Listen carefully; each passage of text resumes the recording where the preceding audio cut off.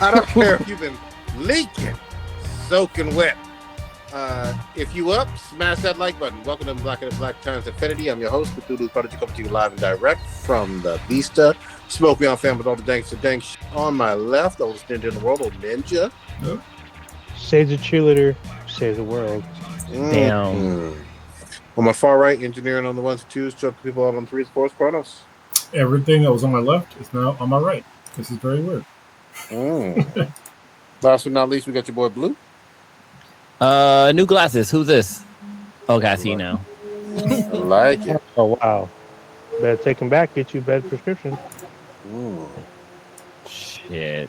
The fact we that I back? needed a stronger prescription is ridiculous. I mean, you can't get surgery. You're still young enough. Get you some new eyes. All right. That too. Chronos, what you got on statistical stuff? Dre is once again our listener of the week. Person in the chat is nobody. Yeah. Person in the chat, still waiting. We're like 17 minutes late. My bad. So, yeah. Whoever pops in, I'll let you know. Sounds good. We are messing up big time today because I'm about to mess up too. But go ahead. Nah, man. Old Ninja, you got to pour out something classy tonight. For sure. So I wasn't home earlier today, so I didn't get a chance to do this. But we're about to do this live on air, live and direct. Pouring out some. I don't want to do that. So we'll pour out some. No. Yeah, no, not No, Gina. What's that? Oh, you know what? We'll pour out some White Claw tonight. There Pour you out some go. White Claw for Hayden Panettiere. Yes, Miss Hayden Panettiere, known probably by most people for the NBC superhero show Heroes. But she's also, which I didn't know she was in the show, Nashville, the musical drama that was on for like 6 years. I had no idea she was even on that show. She also shows up in the 2 latest Scream franchise movies, which I totally forgot about. She's also has a pretty big following, which I didn't know she was in this either. The Kingdom of Hearts video game series. She's in a couple of projects. She's in 2 of the games, and one of the games that I have that she's also in is Until Dawn. She actually is. She is a face, voice, and I think she's screen mocapped for the character in Until Dawn. She's also in there with Rami Malek. Nice. She was a child star, so she was in as Stitch had pointed out. She's in Remember the Titans as like a little kid. She's like maybe less than 10 during that time, but she's also in like daytime TV show or daytime soap operas. I'm sorry, like Guiding Light. She's also in A Bug's Life.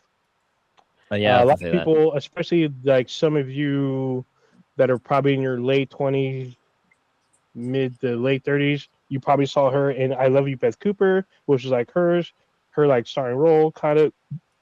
She's also in the sequel to Bring It On All or Nothing. I did not know I haven't seen this movie.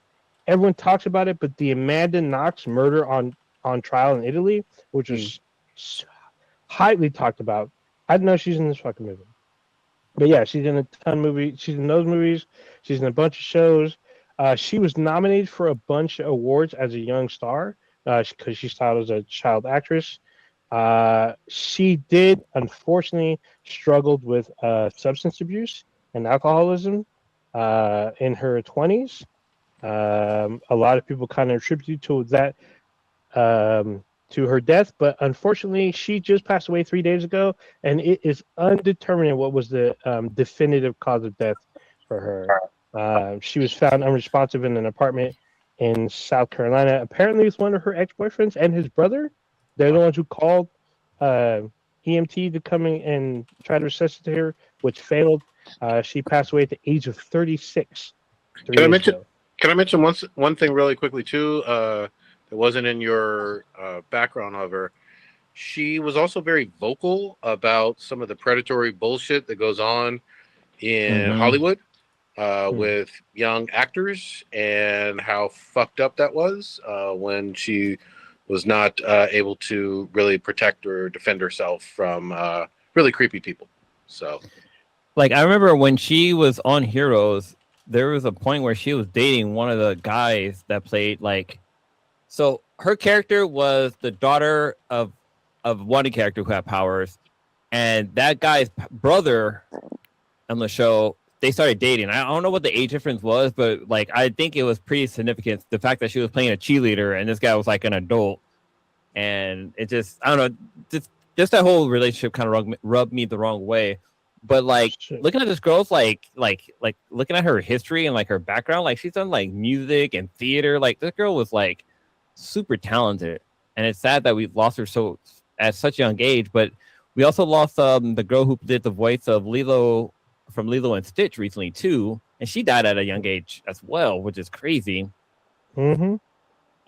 So I want to say she was in her late teens, early 20s when she was.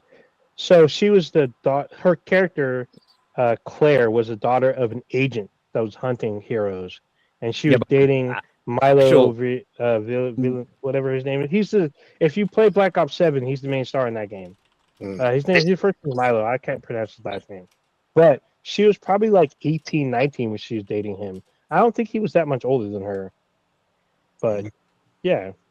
But she did. So she also dated and had a kid. Or actually, no, not dated. She married a UFC wrestler and had a kid with him. His name is Vladimir Klasisko. They're married for a little while. They had one daughter together. Oh, really? Also, fun fact: her brother died 3 years ago. That's not very fun. Yeah, so it's her family's going through some rough times right now. Other things that she kind of dealt with outside of the substance abuse, like she definitely dealt with depression, especially after following the fact that her brother passed away. But there was like a lot of other mental health issues that she was dealing with. Like when she did have a baby, she had like postpartum depression, and like she never really kind of recovered from that. Like there was a lot of things that were kind of happening to her, which is sad. It's tragic. It's very tragic. Yep.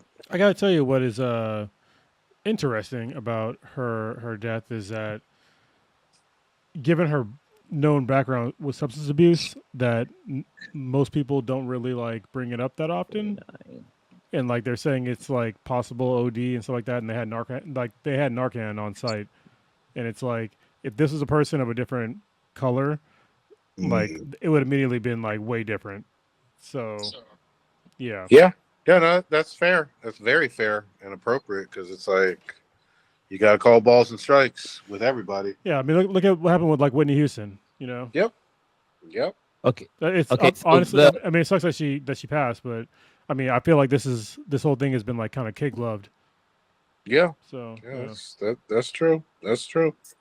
So the guy she was dating from the show, I mean, right now he's 49 years old and she died at 36. So there was a 13-year difference. So if she was 18 when she was doing the show, that guy was like 31, 32-ish. So yeah. Yeah, that's rough. And not on the up and up. But once you're in your 30s and they're in their 40s, I'm fine with it. But yeah, teenage, it is what it is. Yeah. Olden, any others? No, that's the one that I got this week, unfortunately. God damn. Well, we got a show here today. Yeah. All right, where do you want to start? There's a whole bunch of shit to get into. Oh, there's like I don't think Disney 23 is on this list, but I'm gonna add it right now. Yeah, it's not on the list, but yeah, D23 was last weekend. Where? Who? Actually, you know what, Kronos, we'll start with you. Where do you want to go first? Oh yeah, wait. First of all, happy belated birthday to Kronos. Oh, his birthday was 2 days ago, so happy birthday to him. So anybody in the chat room, shout out to Kronos. I didn't celebrate much, in case anybody's wondering. I did a marathon roll on Saturday, which is up on YouTube. I live streamed the whole roll, which is like 47 minutes. Then I gave like the highlights and the lowlights in a separate video, so it's like broken down like into smaller chunks. And then on Monday, my actual birthday, I went in and I did a normal class. And then the instructor decided to Shark Tank me at the very end. So I was already kind of tired. And then everybody just kind of beat the shit out of me at the very end. And I went to go. Was it like blood in, blood out? Like, did they just fucking jump you? Basically, it's like one after the other. I was just like, fuck, man. But it was okay. You have entered a JoJo. You had disrespect my mother. Yeah. Now prepare to die.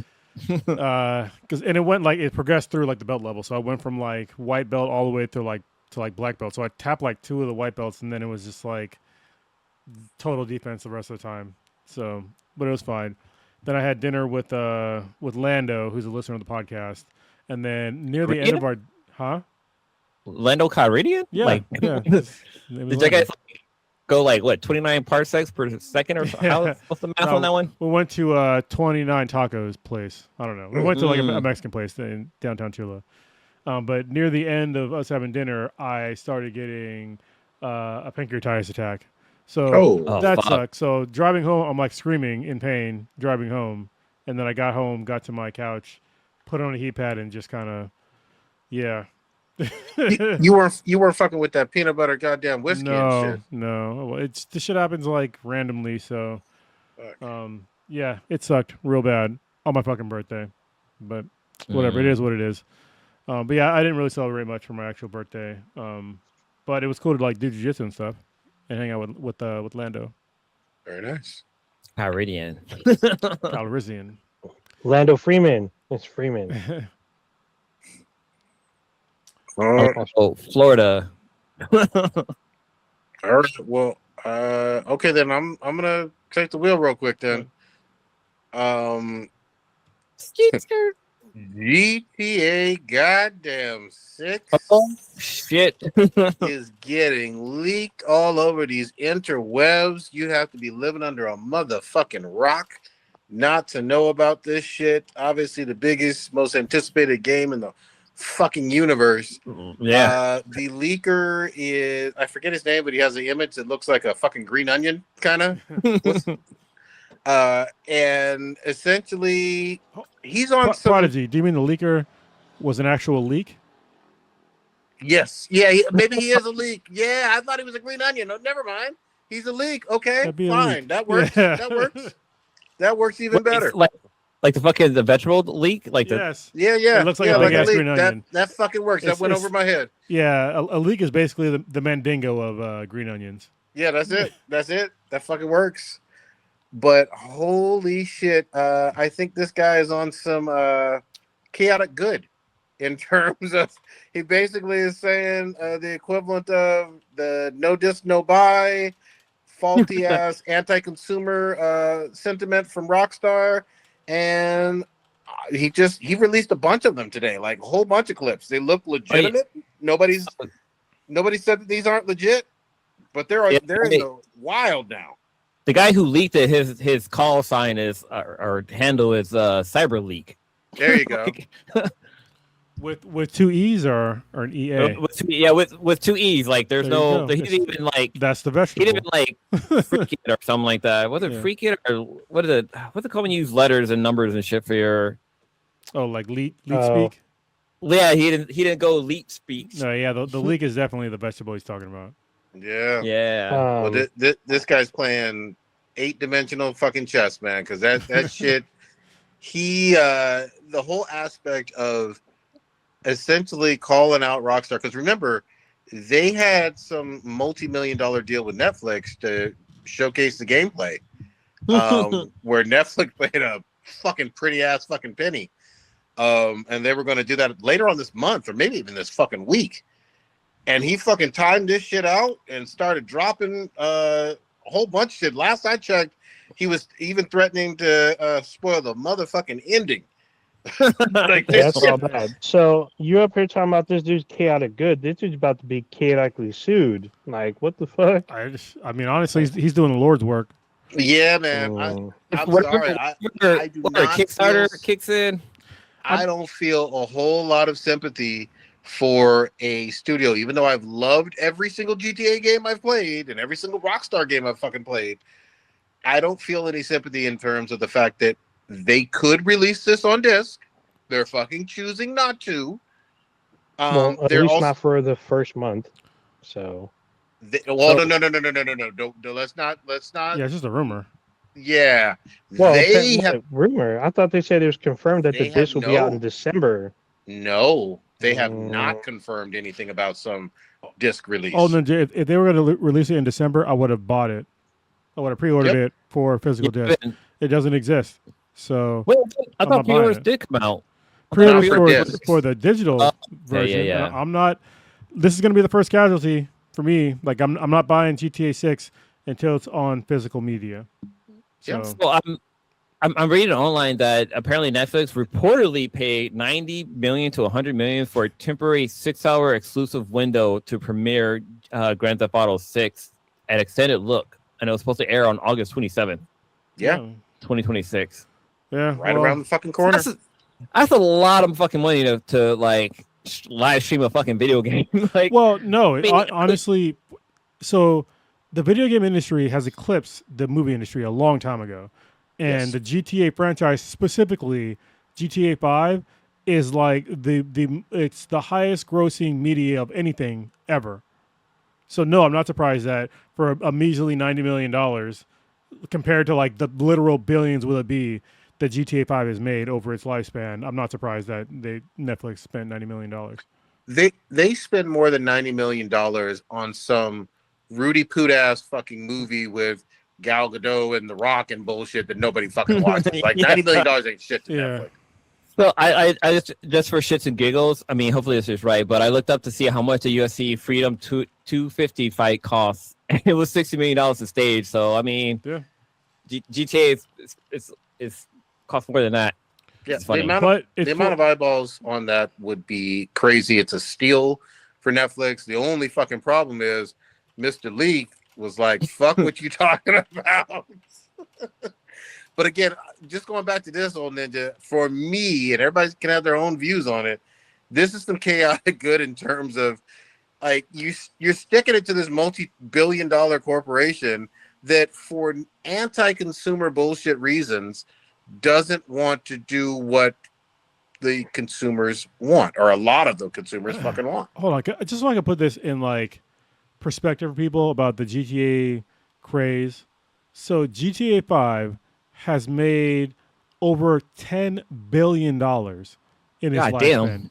damn. $10 billion. All right, it makes roughly $20 to $35 million a month. Mm-hmm. Like, wait. For a PS3 game. yeah, that's crazy. And so the fact they're not, I guess, giving the consumers what they want easily, like it's incredible. Like they're pulling an L by themselves. Yeah. Like just make the physical media. You're already making millions of dollars every month. Like this shouldn't be a problem for you. I said it multiple times on the podcast. If you want to charge me extra for the physical copy, I don't give a shit. I'll give you the money. Like, but be on. Let's all be fucking for real. It doesn't cost you shit to put a fucking disc in a plastic case. It's pennies. Like fractions of pennies. Yeah. And this is hold on. I'm gonna tell you in a minute. Even if Sony like continue, I mean, I'm thinking of the PS6 or whatever in the future. Like even if Sony kept the fucking disc drive in the console, like that alone is like $5 maybe at the most for them to keep that in the console. Yeah. And the fucking discs are fucking dirt cheap. Like it's not the 90s anymore. Like where a fucking CD is like $60 or it was probably less than that. Probably like $10 or $15 to make a fucking CD. But like we're in a different age. Like it shouldn't cost that fucking much to produce a fucking CD. It literally costs, especially given the amount that they would have to fucking print. It would cost them probably like $3 a disc. Yeah. So, but let's be really clear on this too. One of the reasons why this is such a fucking big deal is because, and we've talked about it a million times on here, Sony in particular, and they're not alone on this, but they're one of the biggest offenders, have like taken things that you've purchased on their store, whether movies, TV shows, or whatever, or even old games, and basically made some bullshit excuse, didn't refund you, and just removed it. And so that makes everybody fucking nervous. They even own, and I posted this in the chat earlier this week, they own Crunchyroll. And Crunchyroll used to sell a whole bunch of physical media and tchotchkes and all this other bullshit. And they've removed a lot of that. Yeah. They're fucking this up 6 ways a Sunday. And I don't understand why they don't get that. Yes, I understand that digital media is taking over, but they're lying to you about the numbers. All right, they're Yeah. just straight up fucking lying when they're saying that it's like 90% digital. No, like it depends on how you look at it. Like when you just add in like all the shit that's digital only, like shit from the like PSN Plus, then yeah. But that shit that we already fucking paid for, so we already understand that we're not gonna get a physical copy. But when you put in like when you release an actual game that has a physical copy and digital day one, those numbers look a whole lot fucking different. And they're, don't get me wrong, I know that physical sales is not anywhere near the sales of digital, but they're still selling. And like I said before, people that buy physical media, they are willing to subsidize it for you. I would almost guarantee you that at least fucking 70% of us, probably more, will pay you an extra fucking $5 to $10 just for the goddamn disc. Yeah, because what it does is it ensures that no matter what the fuck happens, physically you own this fucking game. Yeah. Mm-hmm. I don't want this bullshit a few years from now. Again, remember GTA 5, like Kronos was saying, it's still going on 13 years fucking later. There's plenty of folks that still play that game literally daily. What if GTA 6 is just like that, or even has a longer shelf life? Yeah. You know what's Go ahead. what's crazy about what's super ironic about this whole entire fucking thing? GTA stands for Grand Theft Auto. So this guy, this cyber leak, basically committed the game in real life. Fucking, he took the game literally. He fucking Grand Theft Auto the fucking game, released it, or at least I guess some of the content online. But yeah, it's just corporate greed at the end of the fucking day. They tried to say this bullshit, and we've all seen it. You know, if we only sell things digitally, we'll have less leaks. There'll be less piracy and shit. No, that's not how anything works. We all You knew know. it was fucking horseshit, but it's No. just funny and ironic, man. Like, You know, give people what they want.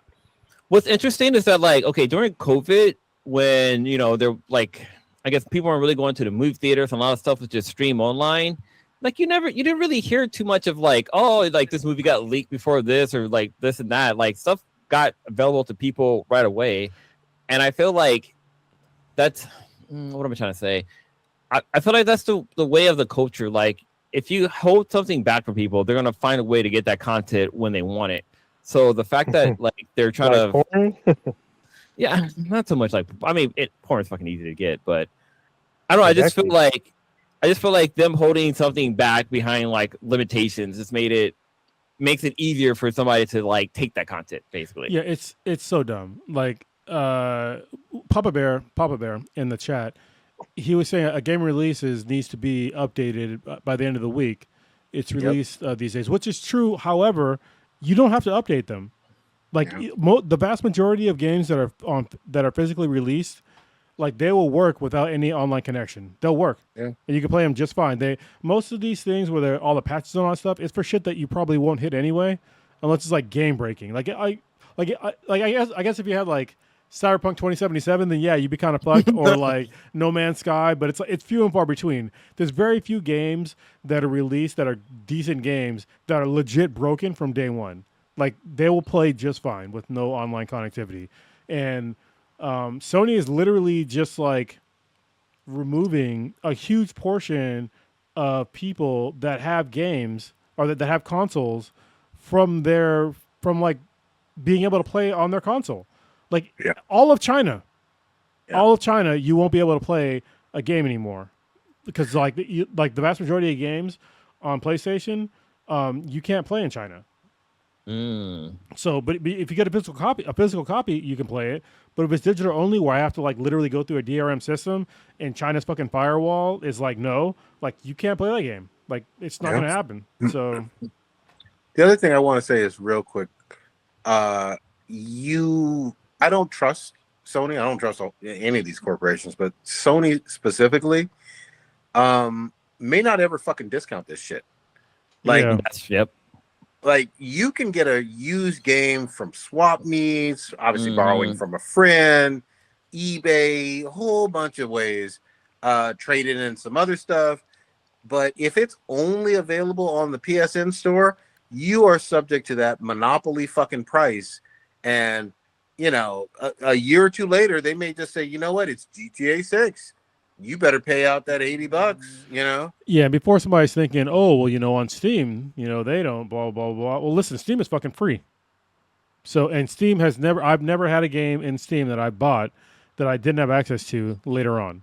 And Steam also has the ability to take the games that you have on Steam and put them on physical media. You don't have that with any fucking console. Yeah. What's cool with Steam too is that like it's not just a fucking platform, like it's actual fucking community. Like you can play a game on there, and then like it'll be like you go to the store and it's a game, it's fucking reviews, and they have like discussion boards, and they have fucking like, oh, this is the latest update and patches that for this game, and it has like all this fucking detail to get just from playing a game on Steam. Like that's what's so cool about playing games on Steam. Yeah, Steam.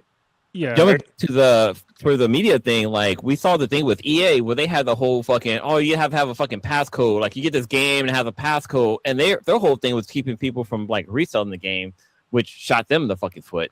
Especially with like a lot of their sports games were like you couldn't, like you had to buy a new code to be able to play this game inside your fucking console, and that shit didn't work out very well for them. They're gonna get crushed by PCs, honestly, which I'm all here for, because this is like full circle for me, because I started off as like not started off, but I went into PC gaming like kind of early on, and I the only reason why I went to mainly console gaming is because of my friends. But I used to play like it's the reason Xbox. Yeah, that's the reason. Yeah, why I have an Xbox too. But yeah, I'm going back to PC gaming. Like if Sony is like really gonna do this shit, like I'm not gonna do it, because they have literally, I have no trust that Sony is first of all gonna keep my information safe or keep the games that I bought secure and available to me anytime I want it. Like I have zero trust, and they're doing literally nothing to build trust with me right now. Yeah. So one quick thing, somebody made a video where he has the PS5, right, and he's got a hard drive only PS5. And he's got like, I don't know, like 10 plus games on there, and he wants to sell it to to GameStop, and GameStop's okay, we'll give you like $100 for it. He's like, whoa, no, it's got 10 games on here, and it's like, yeah, we can't do anything with those. It's like, but that's like at least fucking like $500 worth of games. Like, I mean, they're digital. Like once we give them something else, they're gonna be fucking gone. They're like tied to your account. He's all, okay, well, I'll just give it to my brother. Well, it's like your brother can't use it because he has his own account, so he can't use those either. And then like he's like, well, I let my brother log into me. Was like, you're going to be dead. Like he talked about like passing away and giving it to his brother. He's like, well, you're gonna be dead. Like you can't like log into it. It was just like, holy shit. Like if everything is digital, like there's no passing it on or like inheriting something or like letting somebody else play the game. It's all like. So the problem is there is a way to do that, but they don't do that. There is a way to pass shit down to other people digitally. Honestly, that's why we have fucking Bitcoin, but nobody uses Bitcoin the way it was supposed to be like designed with all that shit. But there is a way to do that, but none of the companies are willing to do that because they're fucking greedy. Well, I mean, one company kind of does it, but it's a one-off with Audible. Like with audiobooks, you can send a book to somebody for them to borrow or use. And once they're done using it, like you can't send them anything else after that. Like it's a one and done type of deal. Yeah, there's better way to do digital stuff. It's just greed. Yeah. Yeah, I'm gonna speak for myself. This shit truly goes south. Like it looks like it, and there's no reversals or whatever. This just might be it for me with gaming. I'm not switching it up. I'm not going on Steam or whatever. No shade or whatever. It's just not for me. I was raised on fucking consoles. If consoles are just shitting on me as a consumer, then fuck gaming. I'll figure out another hobby, man. Hookers and blow. Just saying. Yeah, man. Good hobby. God dang. Yeah. Pretty soon they're gonna go fucking digital. Damn. Well, you got these flashlights and I mean, you saw Ready Player One, right? no, you got to watch Cyberpunk Edge Runners. The very beginning. Oh. Yeah. Damn, I still haven't seen it. They're out there fucking baiting with fucking VR glasses and a fucking digital, like, it's basically a flashlight. Hey, by in the fucking way, speaking of goddamn Netflix, Cyberpunk Edge Runners was fucking brilliant. It won Anime of the Year, I think 4 fucking years ago, if I'm not mistaken. It was a while ago, yeah. God, they only had like 8 or 10 episodes, and we're still waiting for season fucking 2. Oh, it's already announced. Season 2. It's been Yeah, announced. season 2. No. I understand that things get announced. Fuck that noise. In 4 years, I need it here. Not it's coming soon. Yeah. Fuck you. Man. Anime of the Year? Yeah, 2022? I think they didn't. Fucking Stranger Things. Yeah, Yeah, but this is they honestly they went out on a limb, just like they did with what was the other one that was really good? The Blue Red Samurai. No, that was good too. But there was the one that was it was a gaming one. That nobody fucking played. There was Devil May Cry, Tomb Raider. No, not Tomb Raider. Arcadia. Yes. Arcane. League of Legends. Yeah, the League of Legends one. Yeah, that shit was dope like heroin. And it took a while for them to make that one too. Wait. Just so Kronos doesn't get a whole lot of hate.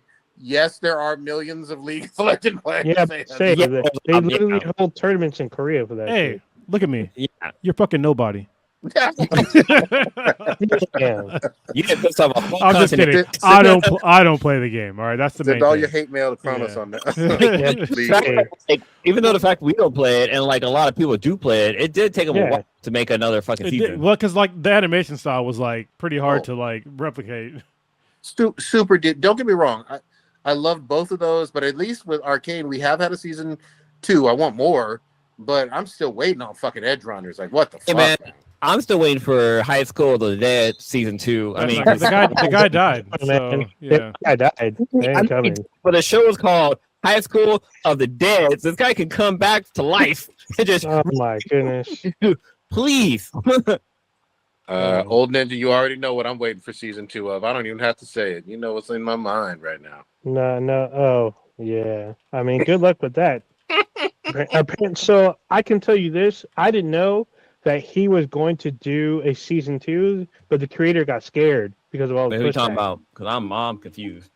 He's talking about the one thing he talks about almost every week is fucking interspecies reviewers. Yes, sir. So I think you're gonna be stuck with the manga for now. I don't think they're gonna, and no one's gonna risk, at least as far as right now in 2026 of August of this year. I don't think anyone's gonna commit to another season yet. We'll see. Can I share myself real quick? All Go right. ahead. Sorry, all you League of Legends player. I apologize. All right. The peak concurrent players for League Legends was 8 million, and for Cyberpunk it was like 1 million. Yeah, I mean, players, so. It's a big deal. It's a big deal to these fucking leaves, man. Yeah, I'm about to say they ran out to watch people play that shit. Come fight me. I guess. Damn. My bad though. Can I mean, you were able to like fight off like 47 people, but can you fight off 8 million?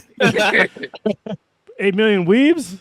And I don't know. Like no. Without deodorant. Without the deodorant. That's yeah. Shit. Oh man. Can I get some smelling salts? It depends.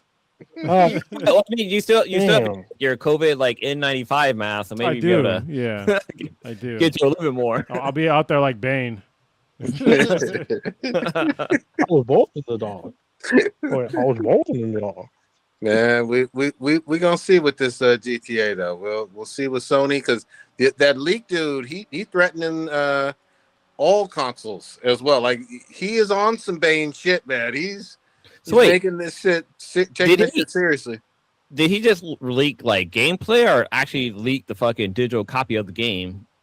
A whole bunch of long clips of gameplay. Okay. And they're probably gonna be on Netflix. So yeah. Yeah. It's but also I will say this too. Rockstar has been all fucking Mr. Mysterio, on this shit. Yeah, they've done some trailers of non-gameplay, kind of flashy on a high-end PC kind of bullshit. And they could have released a few teaser trailers or 2-minute trailers of actual gameplay months ago, probably. Especially if this game's supposed to be coming out soon, like November, a couple months. Yeah, you can't be fucking just dangling a fucking carrot in front of people's faces. Like, you can give us a little bit more.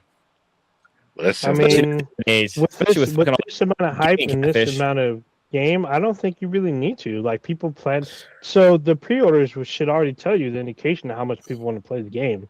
So, Yeah. I mean, I don't think they really need to dangle a carrot. People are going to play it no matter what. I And mean, if they- true, but I mean, they refund it the week of. So you're right, but then again, like I mean, you want to get people addicted to crack, but you also want more people to be addicted to crack. So you got to give them a little bit more of crack to get them to get on crack. So mm, I got a 16-year-old son. Obviously, he's Yo, in, not on crack. Not on crack. What the fuck? Got damn. these sandwiches. Obviously, into gaming and loves playing with his friends and whatnot. Is like his go-to his rivals or whatever. But I keep trying to tell him and explain it to him, and he doesn't really get the reference. I'm like, you've never really been conscious on this planet for a GTA release. Yeah, he was. You don't know what the fuck that I looks think he was like maybe what 3 when GTA. Yeah, he was 3. Yeah. And so he's like, yeah, but I've been for big launches before. I'm like, no, not a Rockstar GTA fucking game. Well, so this is the thing: is like, it's going to be a big launch, but it's not going to be like what we're used to for a big launch. There's not going to be some long ass line at fucking 9:00 or midnight at GameStop for this game. Like, yeah, and that's something like I guess we got to let go as old people. Like, I'm used to like waiting in line in like the middle of the night with some sweaty, smelly fucking nerds to get the game or console that I want. And the digital age is like kind of stealing that from me. And don't get me wrong, I'm kind of older. I don't mind like not getting up at midnight, but sometimes I do for a certain game. It was. We gotta admit. I mean, it was a product of its era, but it was fucking fun. Everybody else was excited, and you'd be in line having the most random weeb ass conversations with people about the game or the industry or what you're excited about. It would just be really fucking like, IRL shit. You know what I mean? It was just awesome. One of my favorites. One of my favorite stories is that I don't know what to call her now, but a girl I was dating, right? Like she was hanging out with us, hanging out at my place, and I was like, hey, you know what? I plan on hitting a Best Buy because I want to pick up fucking Batman Arkham Asylum. Are you talking about M? Huh? M? M as in what? No. Well, I can't say her name. No. Oh, is this the one that I definitely don't like? No. It's a current situation. Oh, but okay. like I told her like, hey, I plan on going to get this game. Like it's time for you to go home. Like, I really was trying to kick her out. They say Netflix and chill. This is way before Netflix and chill. But like, I actually went to Best Buy to pick up the game, and she showed up. I was like, "What the hell are you doing here?" Like, she's like, "Oh no, I just wanted to like hang out with you while you waited in line." I was like, "Okay, that's cool, but guess what's gonna happen after I get this game? Like, you're gonna have to go home. Like, thank you, but like, no, thank you. But I miss like those events were really cool because like you're not just in line. You're like socializing with your peers. Like there's people there with the same common interests, and it's all like playing this game. But then like once you're in line, like there's like prizes and contests or like radio stations that are usually there with news coverage. Like it's a big fucking event picking up of a game, and all that shit's going to be lost as everything goes digital. You also saw your local demographic of fucking gamers. You know what I mean? Like it's a whole different thing to be in an online lobby or multiplayer lobby or whatever. But if you're actually in the cold at midnight, you know what I mean, in front of a GameStop, you see everybody who's in your zip code who's excited about this particular game, so much so that they'll fucking wait out, you know what I mean, in 40-degree weather. Yeah, even more so to this point, it's a great equalizer. So I would literally roll up to like a GameStop at like midnight in my BMW M Roadster. Yeah, like I got money and like I'm rolling up to get a game. I gotta stand in the same line as somebody that's got a fucking old ass Honda Civic. So yeah. At all. Yeah, man. Or any car at all. They might have just rolled walked there or some shit or taking a fucking bus. Yeah. Mom dropped them off. Or even like kids who like are buying like an M-rated game and their fucking mom decided to pre-order. Yeah. Pre-order. Wait. There's one thing that we haven't talked about. It's the fact that like with GameStop, something that they did that was really cool is that you could trade in games not just to get like cash, but you get fucking store credit, and you can basically get enough credit where you can get like a brand new game. Yep. So instead of putting like a down payment of them, you can fucking get credit to buy a new game, which is fucking cool. Mm-hmm. You won't have that with fucking digital content. Yeah, and I remember, I mean, goddamn it, we're old as fuck, but back in the real day with the physical release, you also cared a little bit about what was in the fucking jacket. Yeah. Would it be a fucking big ass map? Would it be a little mini poster? You know what I mean? Whatever the fuck kind of bullshit ass trinket. Yeah, usually it was a code for like a cosmetic or like a particular weapon. Like a for skin. release. Yeah. For skin. Now Usually it's it was on- some kind of skin. Now it's on your receipt, I guess. But Yeah, Yeah. now it's on the receipt. that's one of the things that people don't understand about like music, is that even though there's a resurgence of music being on physical media again, with like especially records, but like back in the day when you would get CDs or even cassette tapes, there was a jacket, and on the inside of that jacket would be information. And the best thing would be if there was like fucking song lyrics. Yes. Yeah. They would literally That's display usually like, the all the best fucking thing. song lyrics on that shit. It'd be like, oh, it was We were fucking all great. wrong with a lot of lyrics back Yeah, you then. got the little map. You can unfold it. And, oh shit, it's the lyric to every song. It'd be both sides too. You'd be like, oh shit. Holy Another shit. cool thing that we're going to lose with this, because I remember with Zone of the Enders, which is like one of my favorite like Damn, game Konami series. Game. Yeah, it's a throwback. Yeah, it's a Konami game, and it came with a demo for fucking Metal Gear Yeah, Solid. Metal Gear. Yep. And it's debatable if that the game sold really well because of the demo for Metal Gear Solid or because it was an actual fucking decent game. It's hard to tell, but either way you look at it, that was really fucking cool. The fact that you got basically two games at once was cool. It's cool as hell. Metal Gear Solid, when that dropped in the PS1, that fucking blew people away. It was so fucking amazing. And now when you go back and look at it, it looks like dog shit because it's all like pixelated. But it was so fucking. It was like the first like real sandbox game. Like, and it was like a small sandbox in the demo, but it was amazing. Yeah. That fucking tactical espionage shit, man, it just looked brilliant. And then the other thing that was just so wild about it, like the motherfucking storytelling was so convoluted and so Hideo. You know what I mean? Yeah. Like, I was like, I don't understand the way Hideo learned about the Cold War, but yes, Hideo, Yeah, I'm all about the la le lu la lo. You know, sure. I'm all about it. Ride it. God fucking damn it, man. All right, where y'all want to go? Obviously, it's big movie news too. Go ahead. Oh, go ahead. I was gonna take the Will if we're talking about games. So there's a game that's got its fucking steak claws deep into my fucking skin. It's a game that you can find on Steam right now, and it's called ReStory.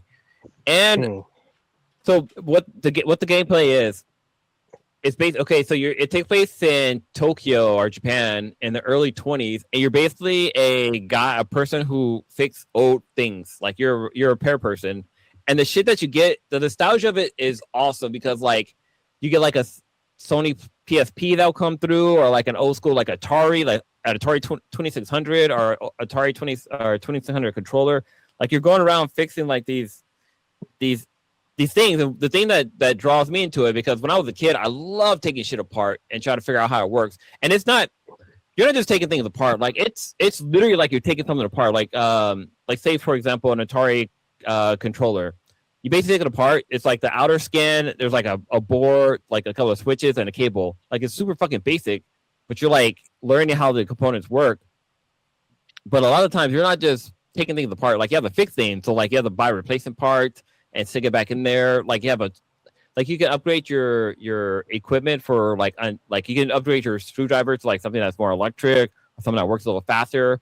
Or you can buy like a what's it called? Like a wash bath. So you can go from like dusting something to clean it to throwing into like a fucking ultrasonic machine that'll clean it like super quick. But the nostalgia of it all together is really dope because like you're working like Atari Lynx, fucking old school Sonic Walkmans. Like you're like physically work on these devices, and it's not just it's not simple. Like it's actual like I don't know who the game developers are, but they must have had like the fucking blueprint for a lot of this stuff because it's not like you're taking like you're taking off the top, the back, the cassette tape and this and that. Like you're taking off like the wiring, the little recording devices, the plug and play or the pause, play and rewind. But like you're taking all this shit apart you're cleaning it, and then you have to put that shit fucking back together.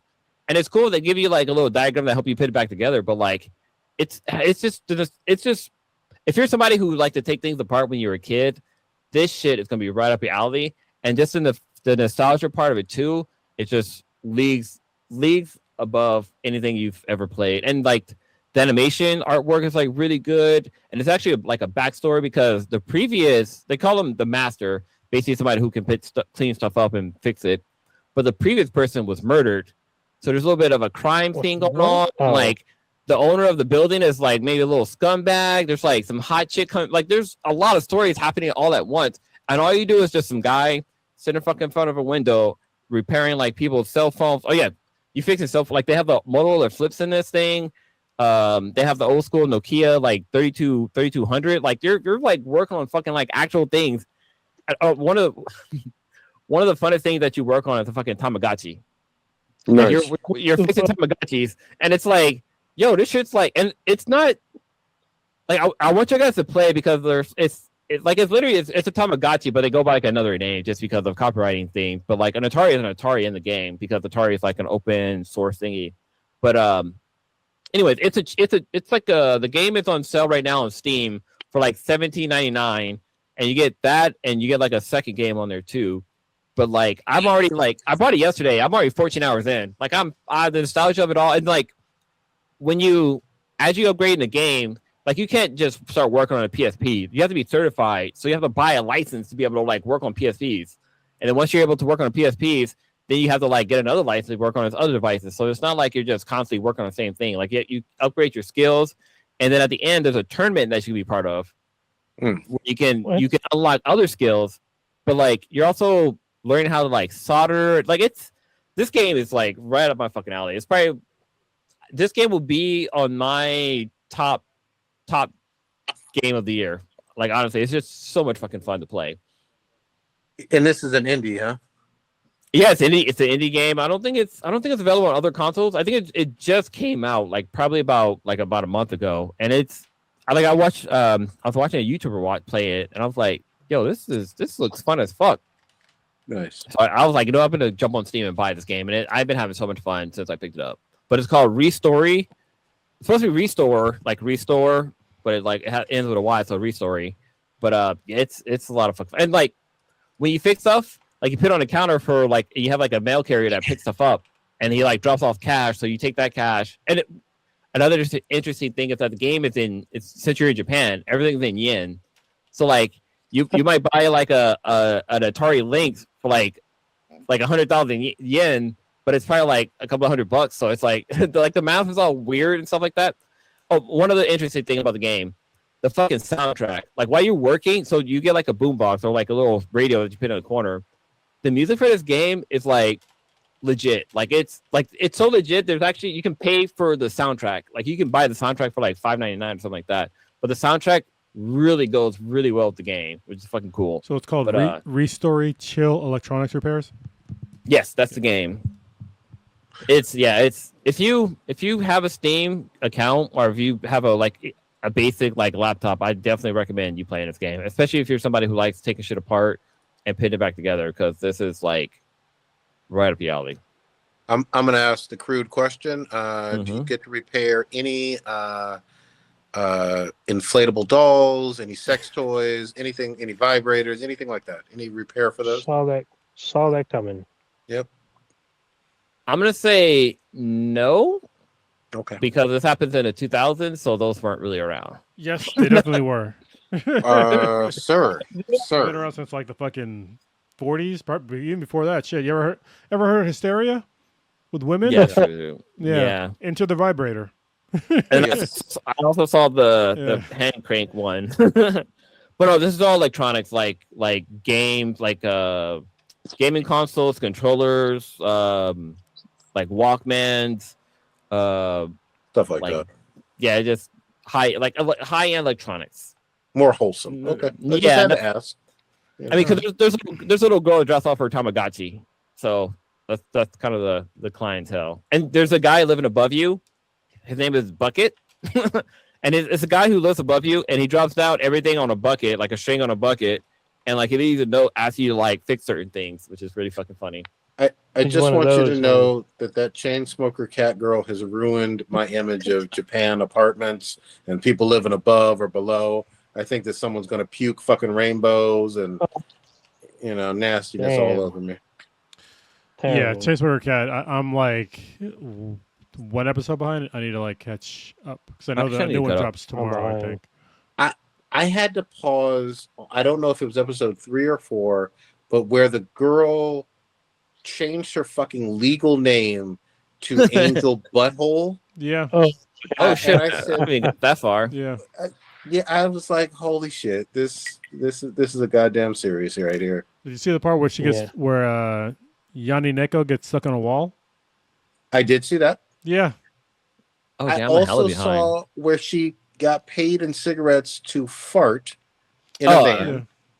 And it's a degenerate ass Super fucking degenerate. So Yeah. that was the Jackass fucking scene. Yeah, I was like, what the fuck? This It's is a lot. insane. There's also one where her friend figures out that Yanni Neko can just do some hentai shit Yes. to make money. So yeah. Yeah, I'm behind on Chainsmoker Cat. I need to catch up. I'm All of behind this is probably 2 episodes. all of this is for fucking cigarettes. Yeah. Yeah. Well, it's not. It's not I even just mean- that. You know what's funny? Sorry. Go ahead, Ninja. Oh, so no. I mean, yeah, I said just agreeing. So it's not just about cigarettes. Mm-hmm. 'Cause there's like a whole like there's a whole different sub story about like beast folk, Yes. and like how Oh, they're yeah. basically like second class citizens and shit like that. And there's a reason why they're all basically degenerates and they don't have money and they're begging for shit and they're doing like all the shittiest jobs. It's funny because like my oldest daughter started watching it and we were talking about it. And it's like, yeah, she saw it too. Of like, yeah, that whole like subclass of people. It's like, yeah, they're basically like black people in America at a certain point in time, and it's pretty fucked up. Yep. Yep. But yeah, They definitely. Go ahead. They definitely live in slums and do the worst jobs. There's truthiness to that, but the show at a surface level, you're going to watch and just be so fucking grossed out by the fucking filthiness of these people. There's a message, but the message is like you got to dig through like a dirty bag full of shit and cigarette butts at the bottom, and then you're so addicted to the cigarettes you're gonna fucking pull out that shitty fucking cigarette that has shit literally on it and smoke it anyway. Yes. So Yes. yeah. But also, sorry, just to go back to you, I like what you and your eldest kind of came up with on that in terms of like the beast folk being second class citizens, but also weirdly fetishized. Oh yeah, I mean that's still to like the whole black thing. Yeah. You know what I mean? Yeah. So yeah.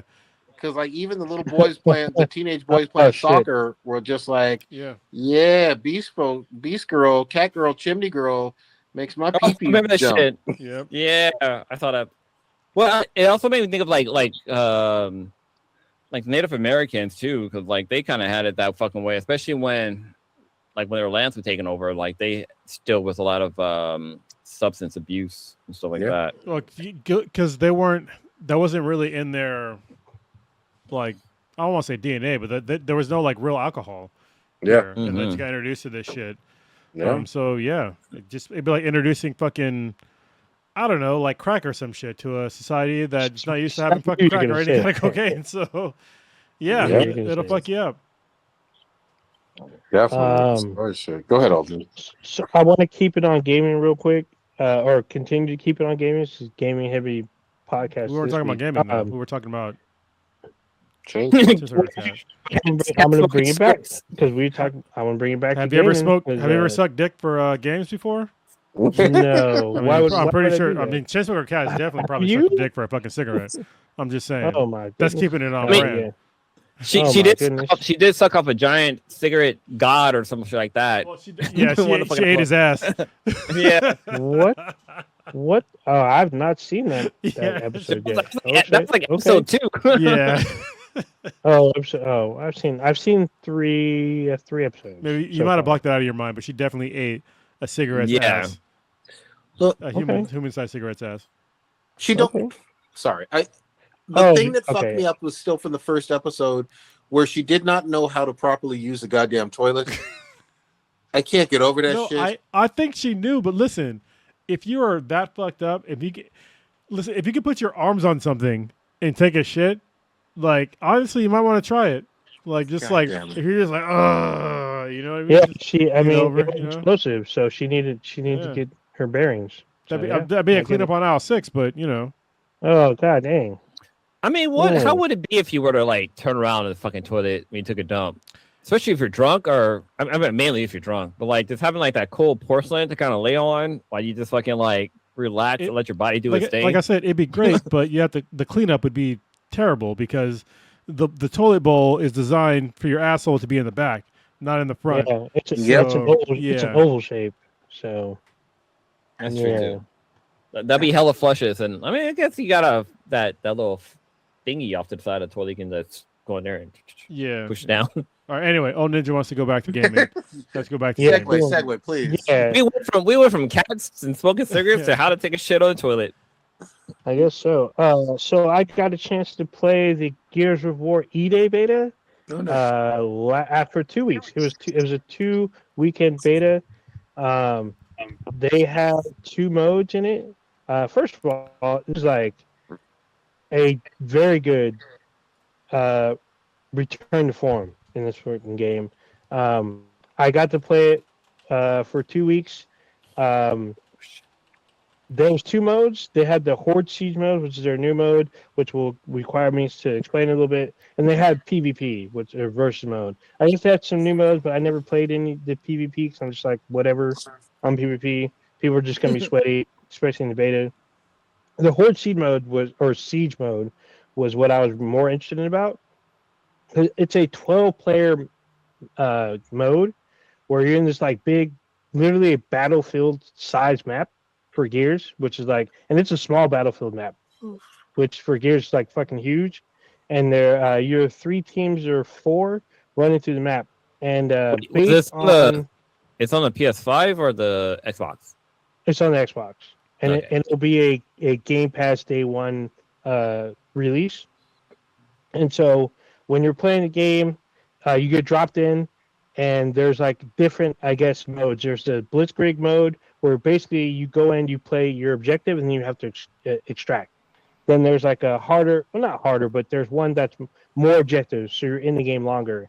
But the thing is, when you are dropped in, you can go wherever the fuck you want. So not only do they have the primary missions, they have secondary missions, and they have like I guess what they call like game or not game gun component missions and like other like components, because now you can upgrade your weapons as well as your class in the game. So you can do missions that will increase or buff some of those classes or weapons, but you have to extract. You have to get out alive, and you get 5 chances. And I was thinking like, oh, this will be fine, like 5 chances, no biggie. No, you're going to need to communicate to your team what you're going to do, where you're going to go, or else you're all going to die very quickly.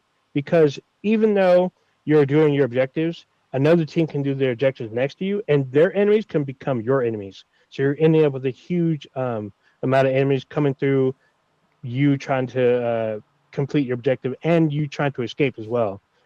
They can help you, and you can help them, but that can be bad. There's also boss battles, which are random in the map. They're open to everyone on the map, but so they're not priority, but you get better bonuses and better equipment if you can kill the boss. It is super crazy. Like, there's so much shit going on. There's no place where you can hide in a corner because the map is like what they call like an even flow, open flow map, where you can get enemies that pop in behind you while you're trying to do your objective, and they just pop up and just run through you, kill your whole team if you're not paying attention, if you're not communicating. I enjoyed it a lot. There's a lot of new movement in the game. Like, now you can jump in Gears. Before you couldn't jump. You can only like vault over stuff. Now you can jump over, vault over. You can jump from fairly high distance, but you'll still take fall damage. And you'll have a recovery time too, which can be detrimental, especially in the middle of like stress situation. So there's a lot of shit going on. I thoroughly liked it. And then they had Horde. Horde mode was encased in Horde Siege. So basically, your Horde is in the Siege map. There's other teams, but you're going to defend one area of the map. You have 10 waves to survive. And it doesn't seem like a lot compared to the 50 waves in the previous gears, but it is a lot, especially when a team has an objective near you. You're going to end up with a bunch of enemies coming at you while you're trying to defend where you're defending. It can get very hectic. You need to be with your team, protect your team, make sure everyone's communicating. A lot of people don't fucking use mics, as Prodigy and I know, especially in Battlefield. This was a balls out fucking display of what they're doing for Gears. I really enjoyed it. I think it's gonna be a huge hit when this drops in October. Nice. Good shit, man. So yeah, All right. there's that. Good for you. Go ahead, Cronus. Yeah. Well, I want to get into what I want to talk about since the beginning of this podcast. I want to talk about the USS Abraham Lincoln. Sorry, y'all. We're going to get into some military bullshit right now, but I have to bring it up because I'm fucking pretty pissed. And honestly, if you go back through the podcast, I kind of foreshadowed some of this, like maybe last year. So of like our current administration not knowing what the fuck they're doing. If you were on the tape long enough, like I said, like back when they were blowing up random fucking quote unquote drug boats in the Caribbean, and they started moving, ships from the U.S. Navy from the Caribbean to the Middle East. I was like, that seems kind of fucking weird, because that's not normally how that's not how it's designed to work. You don't move unless it's like literally a fucking war, like a legit war where you need like a bunch of people like on the ground and it's like an emergency or some shit like that. Then yeah, but if outside of that, like there's no reason to move a Marine Expeditionary Unit or a Carrier Strike Group outside of like their normal operating area, and we're seeing the consequences of that now. What do I mean by that? The USS Abraham Lincoln has been at sea for over 200. Has been at sea with no port for over 200 days, and I want to tell you right now is that I actually know somebody on that ship right now, and I didn't realize that I didn't.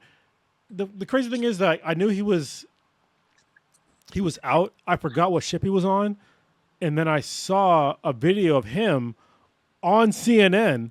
And I was like, "Is that the same guy?" Because he looked hella skinny. Because like he was like a pretty fucking big guy before, and he looked hella skinny. So I messaged him, and he was like, "Yeah, that's me." And then I was like, "Well, what's really going on?" And this is like right after they had said that like nobody has tried to kill themselves on the Lincoln, and he confirmed that he saw the guy, at least one person, literally jump off the fucking flight deck, which is a long way fucking down. They saved the person. And they're okay now, but still, all right. But the administration saying that never happened, they're fucking lying. And I don't think people understand like what it means to be at sea. And 2 points. One point is I can't believe that these MAGA people they used to be so support our troops, are now all of a sudden fuck our troops, don't believe our troops. When literally this whole situation is about support. The whole problem with the USS Lincoln is about support. That's the whole thing. It's not about, part of it is like, yes, it's about the long deployment time. A normal deployment time for when you're in the Navy is around 6 months, maybe 6 to maybe 7 months. That's the normal deployment time. Even in war, like that's the normal time. The Lincoln has been at sea with no port for over 200 days. Now, I want you to understand what that means. So I think like most civilians and even some people in the military that have never been on a naval ship before on deployment, they don't understand what that means. Just some background. I was in the United States Marine Corps from 1998 until 2003. I was on the USS Belleau Wood in 2002. So I was deployed on a Marine Expeditionary Unit on the USS Belleau Wood. So I know exactly what the fuck I'm talking about when it comes to this. When you deploy, usually you get a port about every month, if not less. You know, it depends on how long it takes you to get to somewhere, but there's ports. And there's a reason for that, besides just like, the main reason is fucking morale, all right? Because when you're on ship, especially if you have an actual job, like you're working a shift nonstop. Your work week there is no weekends. So, for an example, when I was in the Marine Corps on the USS Belleau Wood, my shift to work in the data center was 12-hour shift every fucking day. Every fucking day. I didn't have a weekend. I didn't have nothing. I got up at fucking, I got to work at 6 p.m. I got off work at 6 a.m. every fucking day. Could you imagine doing that shift without going home, without seeing your loved ones, without literally, it's almost like prison, without leaving this ship for 200 fucking days? Could you imagine that? Like, seriously. And some of these people that are in the Navy, they work 6 hours on and 6 hours off for 200 days. Some of them have 8 hours on, 8 hours off for 200 days. And they're literally running these very high risk missions, making sure they can support all of these aircraft taking off every single day. And that, when I say high risk, it's literally things that are going, hundreds of miles per hour going off the flight deck, around the clock. Whoa, it's falling on my hand. Sorry. But this is this is dangerous shit. And when you're doing like this shit for like 200 plus days, that's with no breaks, that's crazy. And when I see these people that have deployed to Iraq and Afghanistan, and they're like, oh, the Navy's a bunch of fucking pussies, they can't do 200. Listen, motherfuckers, did you ever go on like anywhere with no support for 200 fucking days? 200 days. Like, they're running out of food. They're running out. If you're a woman, they're running out of. They ran out of basic fucking sanitary supplies for women. The ship store has nothing. They're not getting fucking mail. So, like, just imagine that being around a bunch of funky ass fucking people. You're not getting enough calories to eat every fucking day. You have to work every single day of the week with no breaks. And you can't leave this ship. There's nowhere to fucking go. And I greatly appreciate you with the background and bringing this all up. I would also say, and again, I have not served, so I want to be careful, but I could imagine the entire mission being so poorly planned and haphazard and red light, green light, it's on, it's off, it's closed, it's not, we're blockading. I'm sure that also isn't great for morale either. No, it's like, and people just, they don't seem to get it. And the veterans that I've seen to give them, to try to talk shit about the people that are on those ships is so disrespectful. And everything that I said, this is not the person that I talked to. I asked him about some stuff, but I'm not speaking for him. I'm telling you my personal experience being on ship and what it would be like for me or for anybody to be on that ship for 200 fucking days. Like, it's crazy. And for people to go ahead. What I was gonna say, like, I don't know how they experience life on a cruise on a Navy ship or whatever, but like, just being on a cruise, like, if you go out on fucking deck in the middle of the fucking night, like, it's just dark. It's just it's weird. It's fucking pitch black. Like, it's darkest you'd ever seen before. The fact that you're on a ship where like you don't have any kind of interaction with like the world is fucking scary on its own. So let me tell you, you literally you cannot at night. You can't go outside unless you have specific training to do that or you have a mission. You cannot go. You cannot open a door to the outside. Mm-hmm. And there's been multiple weeks when I was on the USS Belleau Wood, I didn't see the fucking sun for weeks. That ship, That's crazy. That shit is a form of mental torture. If shit goes long enough. But go ahead. Jumping back to the very, very early thing that Cronus was talking about, like, a lot of civilians probably have never seen a naval vessel or even been aboard. So I was on a destroyer like way back in the day. Those are small. And I thought that was fucking big. I thought it was fucking huge. Yeah. Compared to an aircraft carrier, like, And this dude jumping off from the destroyer to the sea would have been hazardous just from that height. An aircraft carrier is taller and bigger and longer than a fucking destroyer. And like that man who the people that jumped off, sorry, I don't know all the personnel that jumped. They could have died or broken bones just from jumping. Oh They yeah, probably did. yeah. And if not, and usually if you break bones, you're probably going to drown because you cannot swim because your body is broken.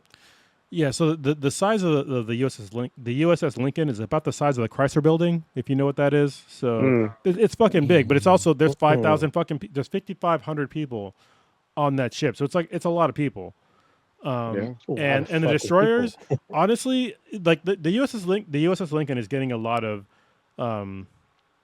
press, but honestly, it's probably worse on the destroyers because they're smaller and they move around more, and that fucking sucks. Oh yeah. Like the aircraft carriers, they don't move a lot. Yeah. I looked up the flight deck of a modern nuclear power aircraft carrier sits at 55 to 65 feet above the water. Yeah. This height equals to 5 to 6 story building. That's like, okay, if it was 2 stories, like, okay, it's kind of survivable, but 5 or 6, that's 5 stories, yeah. So a story is typically 10 feet. Yeah. So yeah.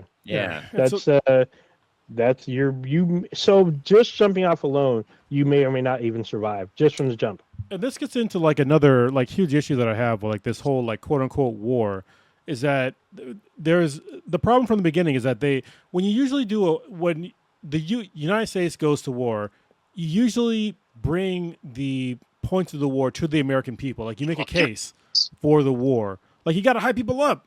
You know what I mean? To like have them actually want to fight for their country. But none of that was done. None of that was done at all. I looked up, kind of going back to the height of the aircraft carrier. The highest the highest dive in the official Olympics game is 10 meters or 33 feet. So that's 3 stories. Yeah. Like, and these are fucking professionals. It's God. We are living in the upside backwards Marty McFly. Fuck this grandma dimension. I'm gonna say this, and I'm not trying to be this alarmist or whatever, but this is my opinion. I take it really seriously that we're as close as we've ever been in my lifetime, including me being a kid during the Cold War, to a nuclear war. Yeah.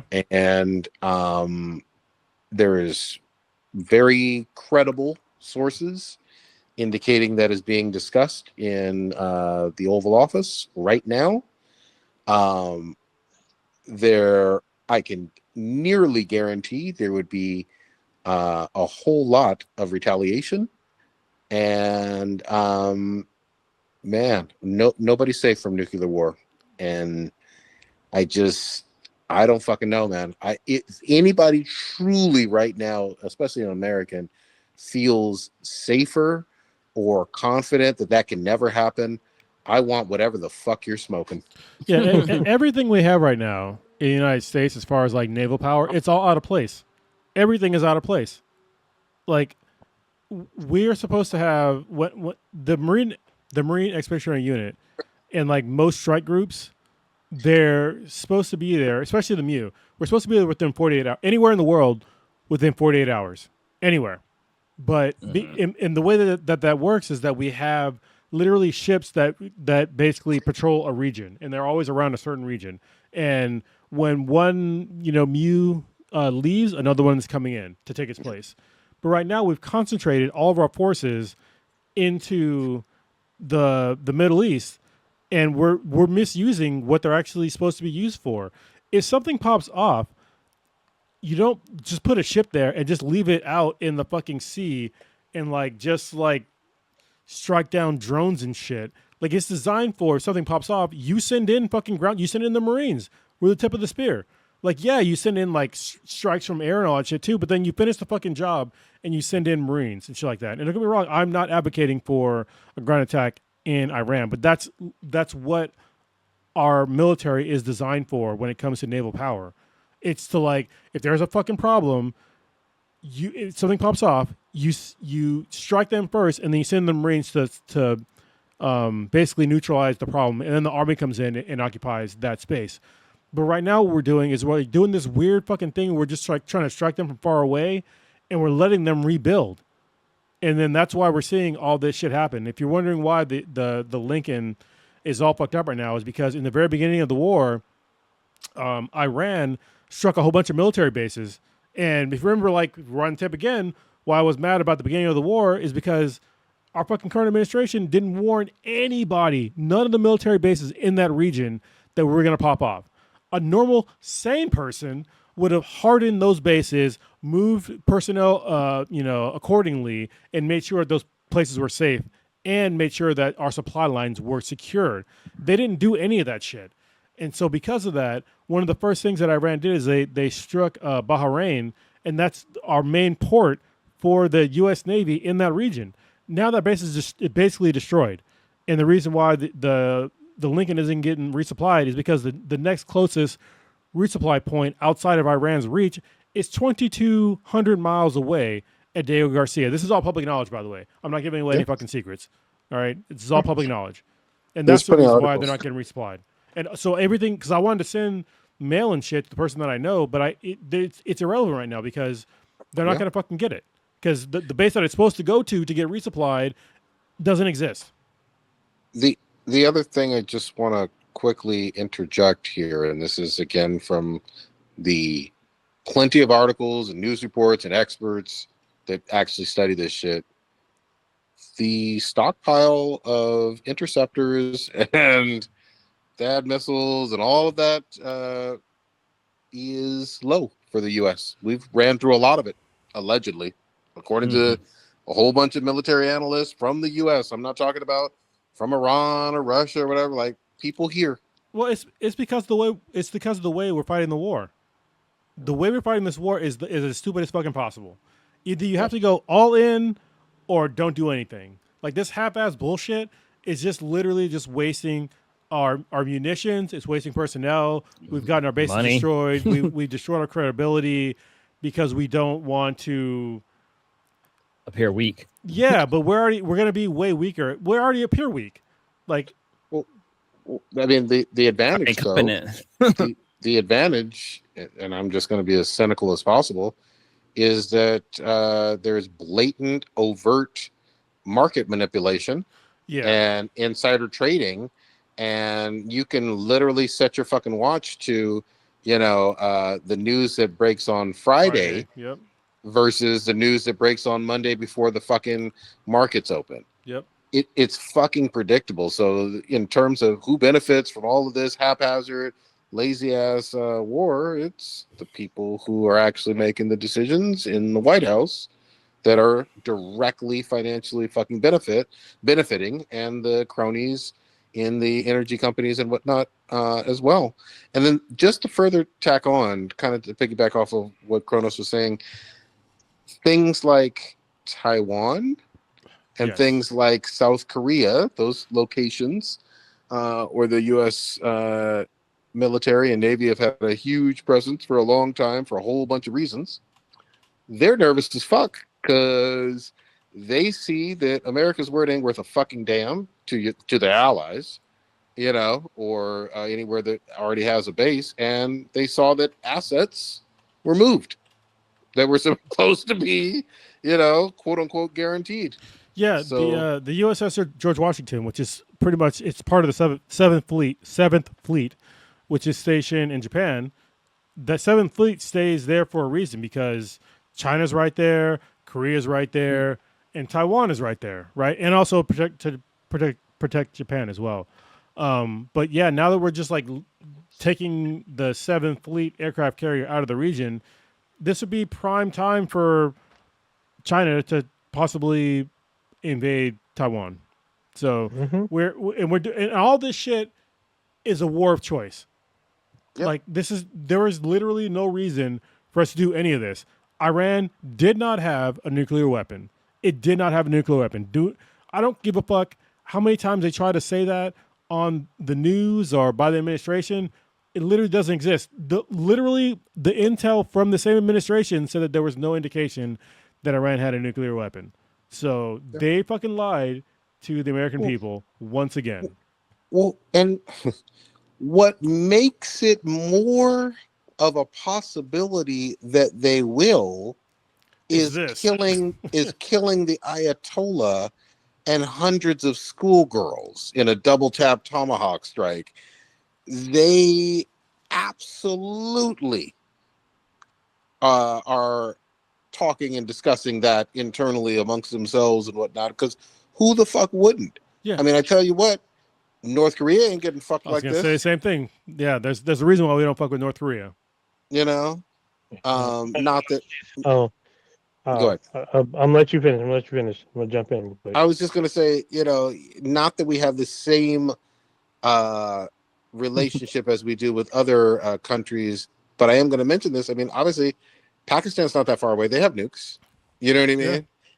Yeah. And in general, nuclear-powered countries don't get directly fucked with militarily like this, where you kill, you know, the supreme leader and a whole bunch of government officials, and basically like their Congress and Supreme Court and schoolgirls all on a strike, and then do a whole bunch of additional strikes on their infrastructure and all of that. All of this shit does or not threaten happen. to blow them all up on top of the Venezuela stuff doesn't happen if you're nuclear powered, you know.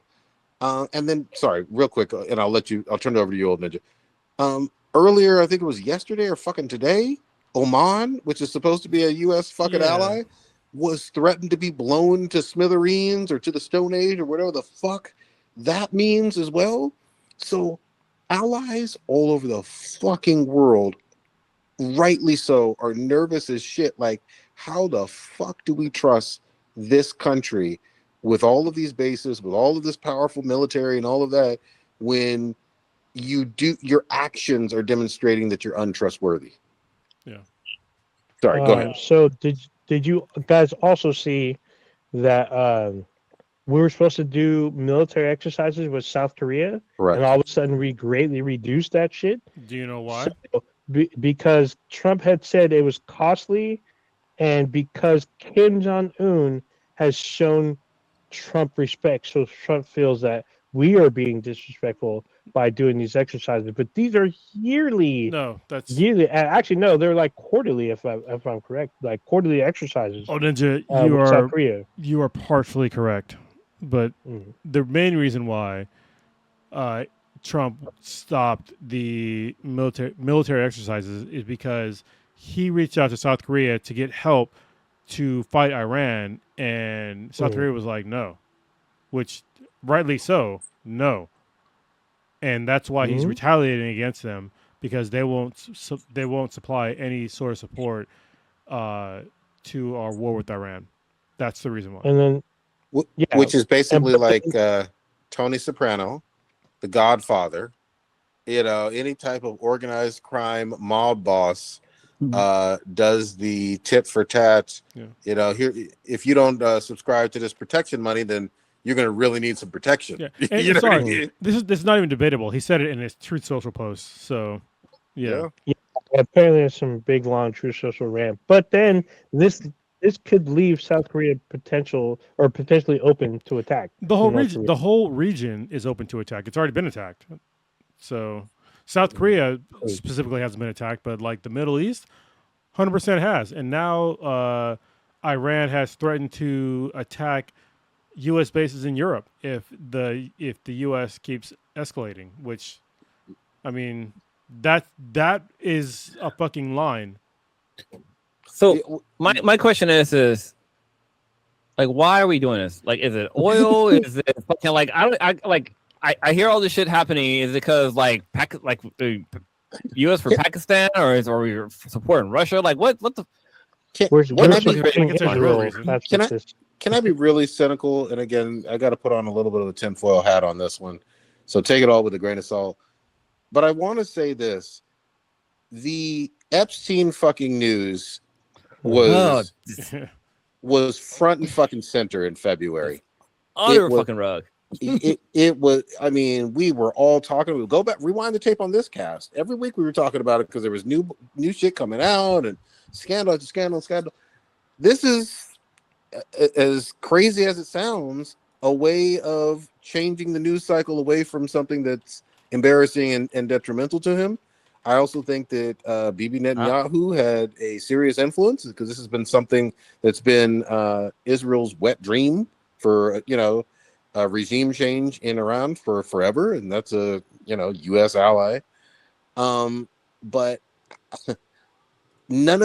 regardless of the reasons, this is illegal from international law standpoint. It did not need to happen, and it was a fucking choice that it started. And it's really easy to start a fucking war. It's harder to exit it on your own fucking terms when they got this many missiles and fucking drones. Yeah, and also from like a financial perspective, I mean, this is fucking great for the stock market. Yep. Because if you have less scruples than I do, and a war starts, there's certain companies that you can definitely invest in that will definitely fucking have a good return. So that's one of the reasons why you're seeing an increase in all the stock markets is because of not only the defense industry, but also fucking AI. Like they're using AI to fucking get all these targets. So that's another reason why you're seeing like NVIDIA and, OpenAI and all these other companies like, cash in like gangbusters is because they're cashing in on all these defense contracts. And it's immoral as fuck, but they don't care. Well,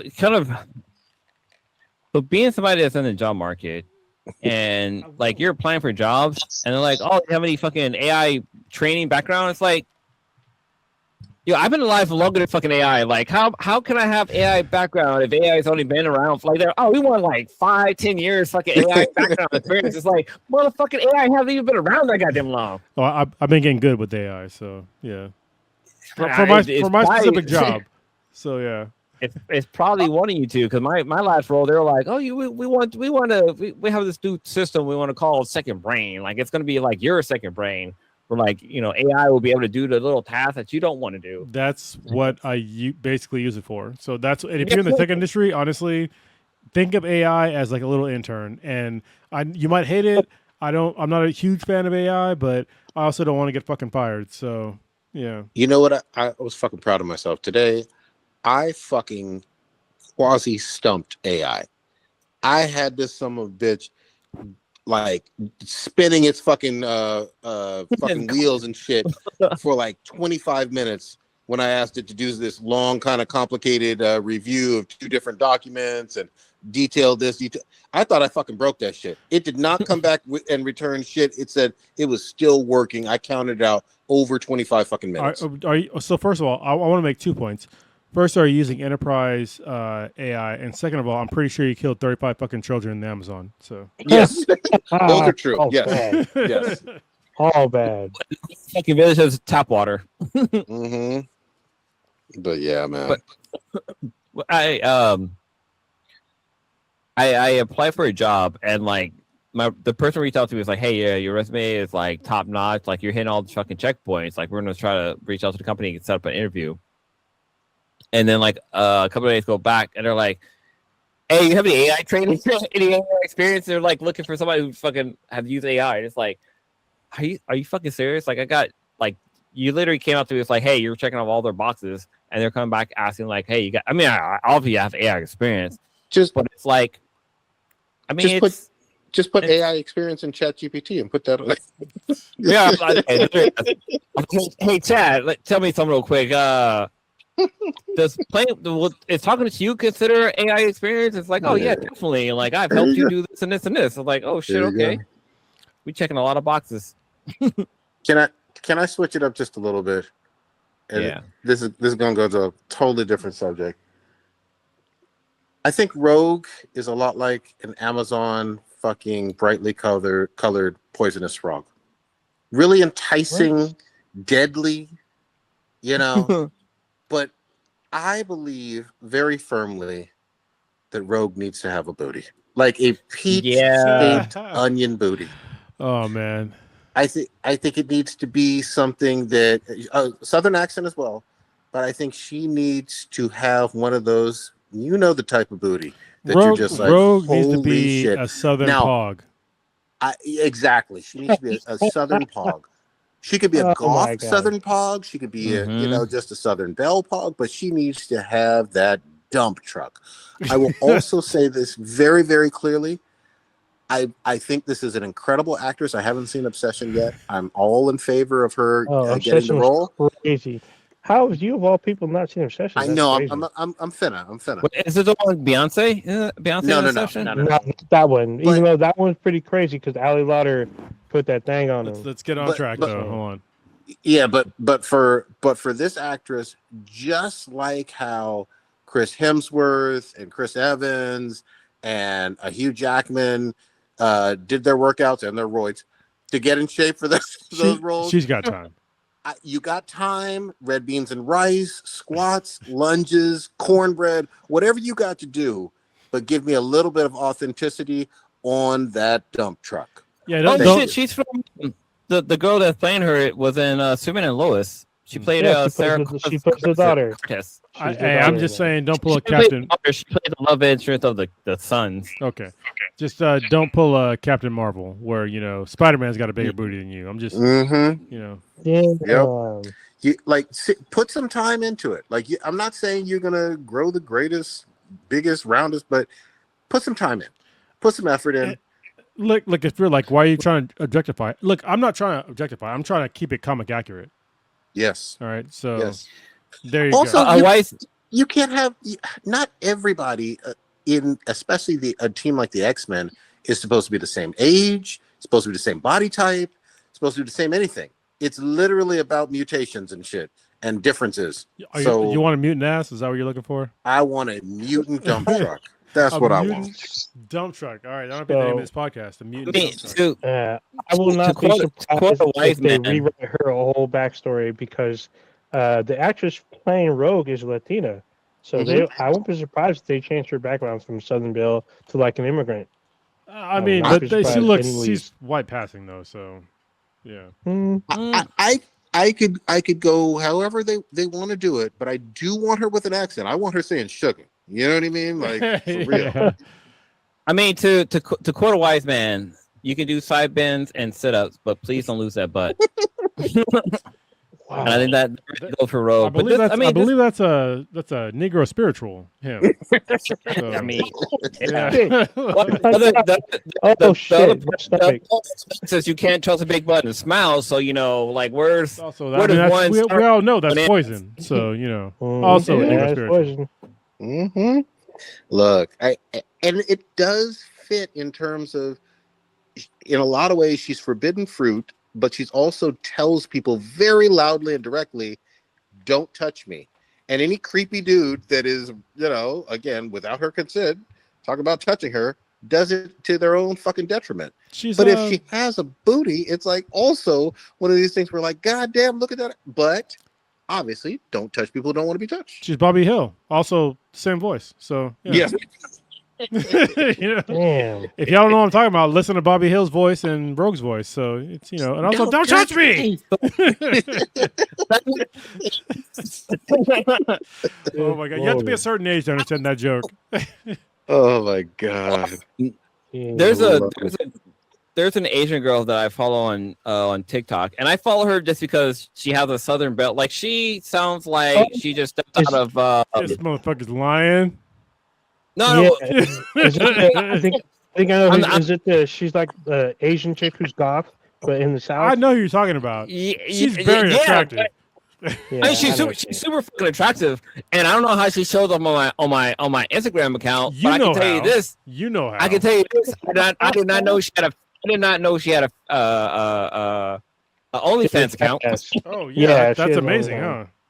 I did not know that. It's a pretty Asian woman with a Southern Belle accent that was like, hey, she's hot. She has a Rogue accent, and she had a fucking nerd snort when she laughs about things. The algorithm knows. We all know. Yeah, I know she like, is. what are you talking about? I forget her name, but she has a very, very Southern accent, and she even has like the like Southern Belle kind of politeness. Mm-hmm. It's off. she looks goth, but she has a super like she has like an Alabama or Mississippi accent or whatever. It's I'm telling you, I don't know why she showed up in my feed, but the algorithm. You're still lying. I mean, you're Bro. still obviously lying. But I will tell you, Yes. I know why the fuck she's. I'm not lying. My algorithm introduced me to this content. I was like, you know what? I'm liking it. So blue. I don't know how those fooders got there either, man. Yeah, You know what I mean? yeah, exactly. Man, Okay, that's look, check it out. terrible. Okay, he's Asian trying girls. to justify. They know I like Asian girls. They know that I like Southern girls, and I like little goth girls. Yeah, and somehow they found perfect that's match together. That's the algorithm. But I did not go looking for her. The algorithm found her for me. Yeah. No, Yeah. yeah, you told the algorithm what you're looking for. Mm-hmm. Yeah, it was funny because algorithm, when she algorithm thing and figure out what I wanted. But she is that's so so fucking. funny. I She was will very attractive. I will tell you that usually a Southern accent is slightly off-putting, but I will tell you with her, it's awesome because I'm like, okay, so she's Asian, so hopefully she ain't that racist. So hopefully. yeah, and maybe I got a chance, even though I'm like very old and unattractive. But you know, whatever. Well, I'll play fantasy. There you it's go. funny because when she laughs, she snorts. It's like hilarious. That's what did it for me. I was like, oh damn. It's so funny. I'm gonna diss an entire region. I will tell you that fucking Boston accent is like nails on a Yeah, chalkboard that's for my the worst one. Man, Man. Give it 2 minutes. I think if Rosario Dawson had a Boston accent, she would be an average person to me. Yeah, man. So, I'm with it. You know, it's and I remember the first time like I literally met like this Massachusetts Boston girl, and I was like, oh, you know, she's kind of attractive, and you know, I think it was in college or something. She started fucking talking, man. I just shriveled up. Dick goes straight up turtle. Oh, there was a friend of yours, Prodigy, that was from Boston. She was out here because I think you worked with her, and then she moved back to Boston, but she didn't have much of an accent. Yeah, she didn't. She sounded more Midwestern or quote unquote less accenty. But Yeah. when it's like wicked hard, you know, jeez. That's when you're not wicked hard. You're wicked soft. Oh, it's all bad. And she was a pog too. She was. Oh man, I She know was exactly big. what you're talking about. She was a pog. boy, she was a pog. A Mhm. pog. So those of you who may not know, What's the or fucking you pog probably damage? do, a pog is spelled PAWG, which is a fat ass Okay. white girl. Mhm. And this girl had them hips on her, and when you go up, if you saw her from the back, she had this fat ass bubble. Like, god dang. Mhm. Damn. Nowadays, Poisonous. you Yeah, know this as is- a gyat. Yes, exactly. Yeah. Like, fair enough. I love the fact that every generation has their own colloquialisms for the. I do. What you know what I hate is when people that are older generations, they talk shit on the younger generations like new slang. I'm like, bring the slang. Like we all had it. Like you know what was annoying when I was a kid and we had our slang words was old fucks complaining about my slang words. So Yeah, exactly. when I hear my daughter say like slang words, I'm like I want to understand like what the fuck you're talking about. I'm not going to shit talk you for your whatever your new words are. So Yeah. I think one of the issues I have is when they recycle slang words, like the whole like what's the one that I think thought I didn't like thought because it's like Mhm. that's a literal other word, but whatever. yeah. Yeah. No, there's- even though it's an acronym. What's the Yes, what's just call her a hoe. Mhm. Like, I tried There's to one tell of- them. there's one the kids are using that's like it means totally something different for us. I can't think what it is. It's not smashing. Kraken? Didn't we talk about this? It was Goon. No. Isn't Goon? Kraken's Goon No, means that's something different. something else. No, it's what is it? Oh my god. It's for them it means they're just hanging out, but for us it means like you're fucking tapping that ass. Oh, what is Jesus it? Christ. I don't know. This is okay. We're getting to a point in the podcast where it's like old people talking about young people speak, and we don't understand. But I know what you're talking about, Blue. There is a word of just like hanging out. And it means like something different. Yeah. It's That's shit. hilarious. What is it? It's on the tip of my tongue. Fuck. You ain't getting that. It's not in your tongue because it's not even in your fucking brain. Mm-mm. No, you know. like I had it and I lost it. Oh well. It's not. It's like Yeah. when you go out on like a date and you're just fucking hanging out. with I don't them. know what to But tell you, man. it's what is it fucking called? It's like it's literally on the tip of my tongue. But no, like it's just like there's other terms like back in the day we had like knocking boots. Yeah. And like now that's like nothing to the youngsters. The only one that I Knocking fucking boots. love that again, I wish it was our Somebody in the generation. chat knows what I'm talking about. I wish it was our generation. I love that whole put the fries in the bag. That shit fucking makes me laugh every fucking time. That's a good one. Even when I'm fucking doing it, I'm like, God damn it, I need to put the fries in the fucking bag. You know what I mean? Because I'm fucking long winded. Oh god, this is fucking bugging me. Yeah, dude, you're gonna have to search for that. It's gonna come to you in the middle of the fucking night, man. We barely even touched on D23. We can like do a quick survey real quick. Okay, go ahead. So we already talked Word. about. Yeah, we already talked about briefly about the new X-Men, which we didn't really go too deep in, but they casted a new sloth of actors to be in the new X-Men movie. We already kind of talked about Rogue, who will be played by, her name is Indy Navarrete, the breakout star from Obsession. Like Lou was saying, she's also in Superman and Lois, which I highly recommend because it's actually a really good Superman show. That's a good show. We got Samari Weaving as Emma Frost, which that's what it is. Already good. What? Hooking up. What? Hooking up back in the day means people were fucking. Where nowadays hooking up means something totally fucking different. That bothers me, but I have okay. no idea. Okay. That's I haven't heard in the Gen Alphas or Gen, is it Gen Z or Gen Alpha? Whatever the fuck. Sure. I haven't heard any of them say back that to yet. Emma. Back to Emma. Yeah, Emma Frost is now played by Samara Weaving, who's in the Ready or Not string of movies, and actually a few other movies. Even though she looks like a Margot Robbie clone, a lot of people are all about that. I know this is gonna piss some people off, but I like my Emma to be accurate, and Emma is a woman who loves to wear fucking lingerie like fucking clothing pretty much fucking everywhere. You do not see Emma Frost in goddamn military combat fucking uniform shit. You just don't. Well, I'm sorry. I think it was her too because like one of her power sets is like the fact that she's invulnerable, right? Well, she does diamond mode, which diamond is not diamond invincible. Wait. JoJo's Bizarre Adventure taught me that diamond is unbreakable. Oh my goodness. But how do they cut diamonds though? Yeah, exactly. What else do we got? We got a new Professor X. I'm kind of unfamiliar with this actor. I don't Are we talking about D23? Yeah, just briefly, real quick. Who else? Oh, we got a new Storm. Which everyone seems to be pretty happy. I forgot she's in something kind of big.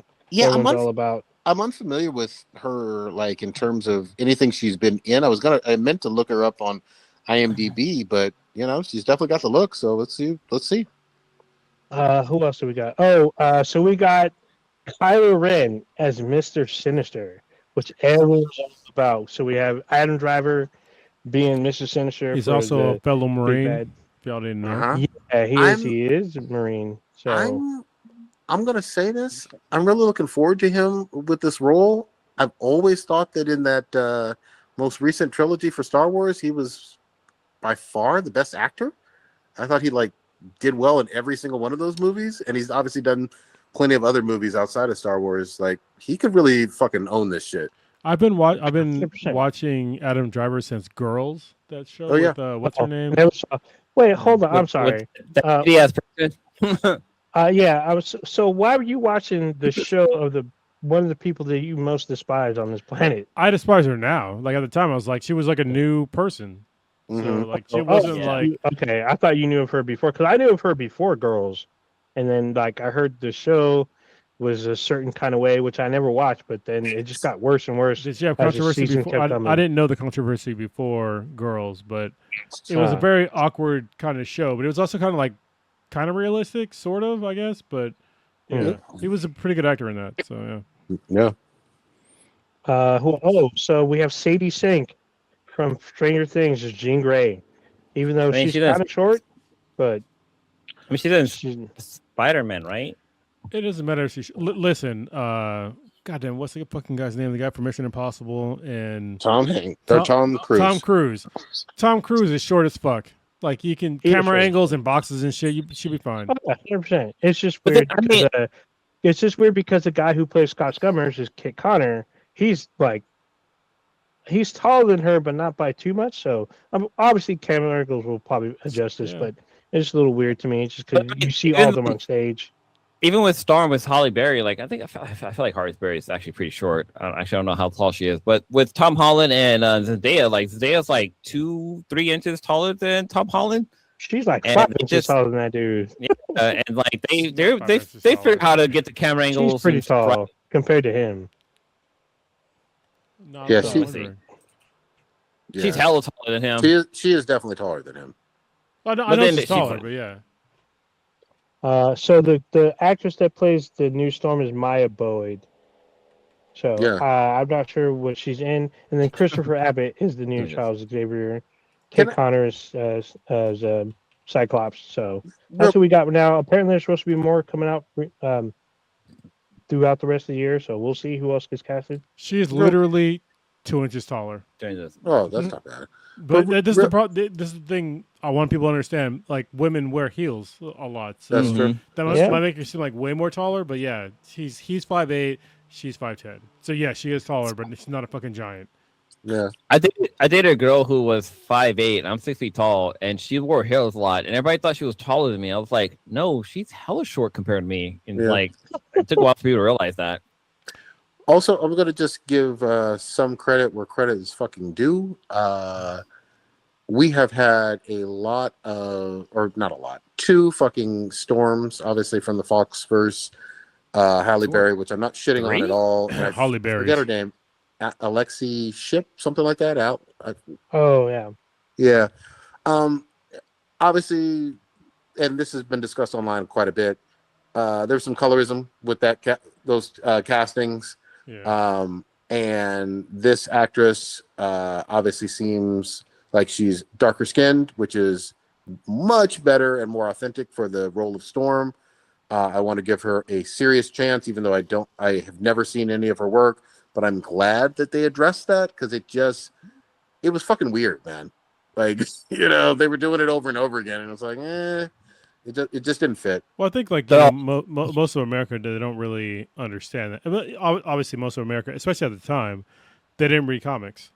Yeah, and they don't even understand like who Storm is or how powerful she was or where she came from and all that shit. So she's African. She's definitely dark skinned.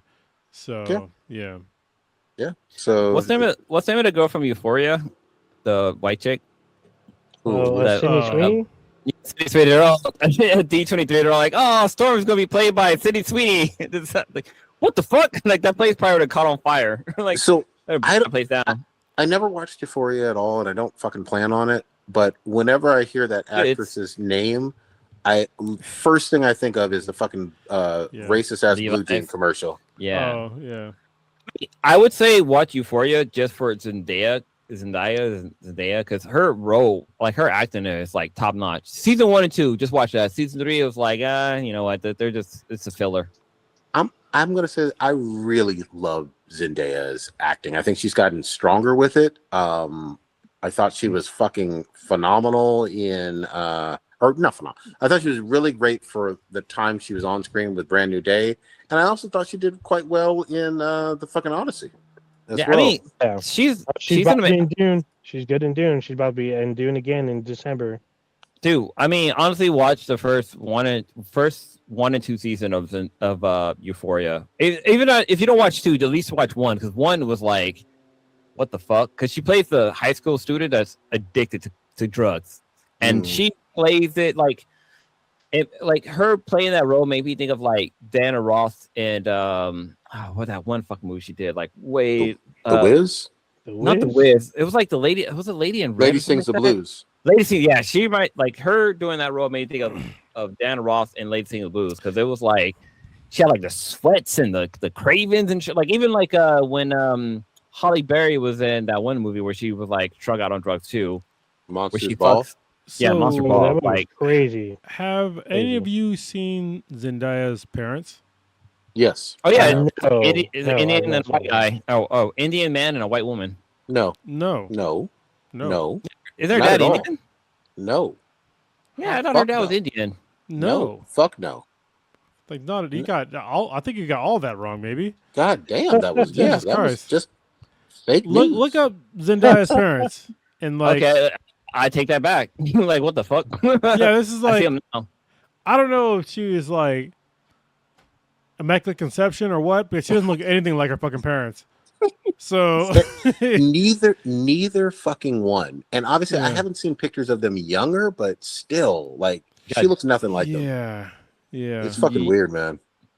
I mean, she's got her mom's teeth. Wait, hold on. But this is the thing. Okay, so this kind of messed me up now too, though. Is that when I see her with her parents, I don't know what age she's at, but she's 5'10", but her parents are like way taller than she is. Yeah. So You know who I was thinking of? I was thinking of Liza Koshy because her parents are white and Indian.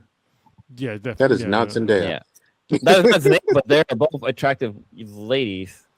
She's under a certain yeah. age, so I'm just like, Yeah, I will say this, and I'm obviously a lewd fucking, the kids would call a fucking lewd gooner, but I don't look at her that fucking way at all. yeah.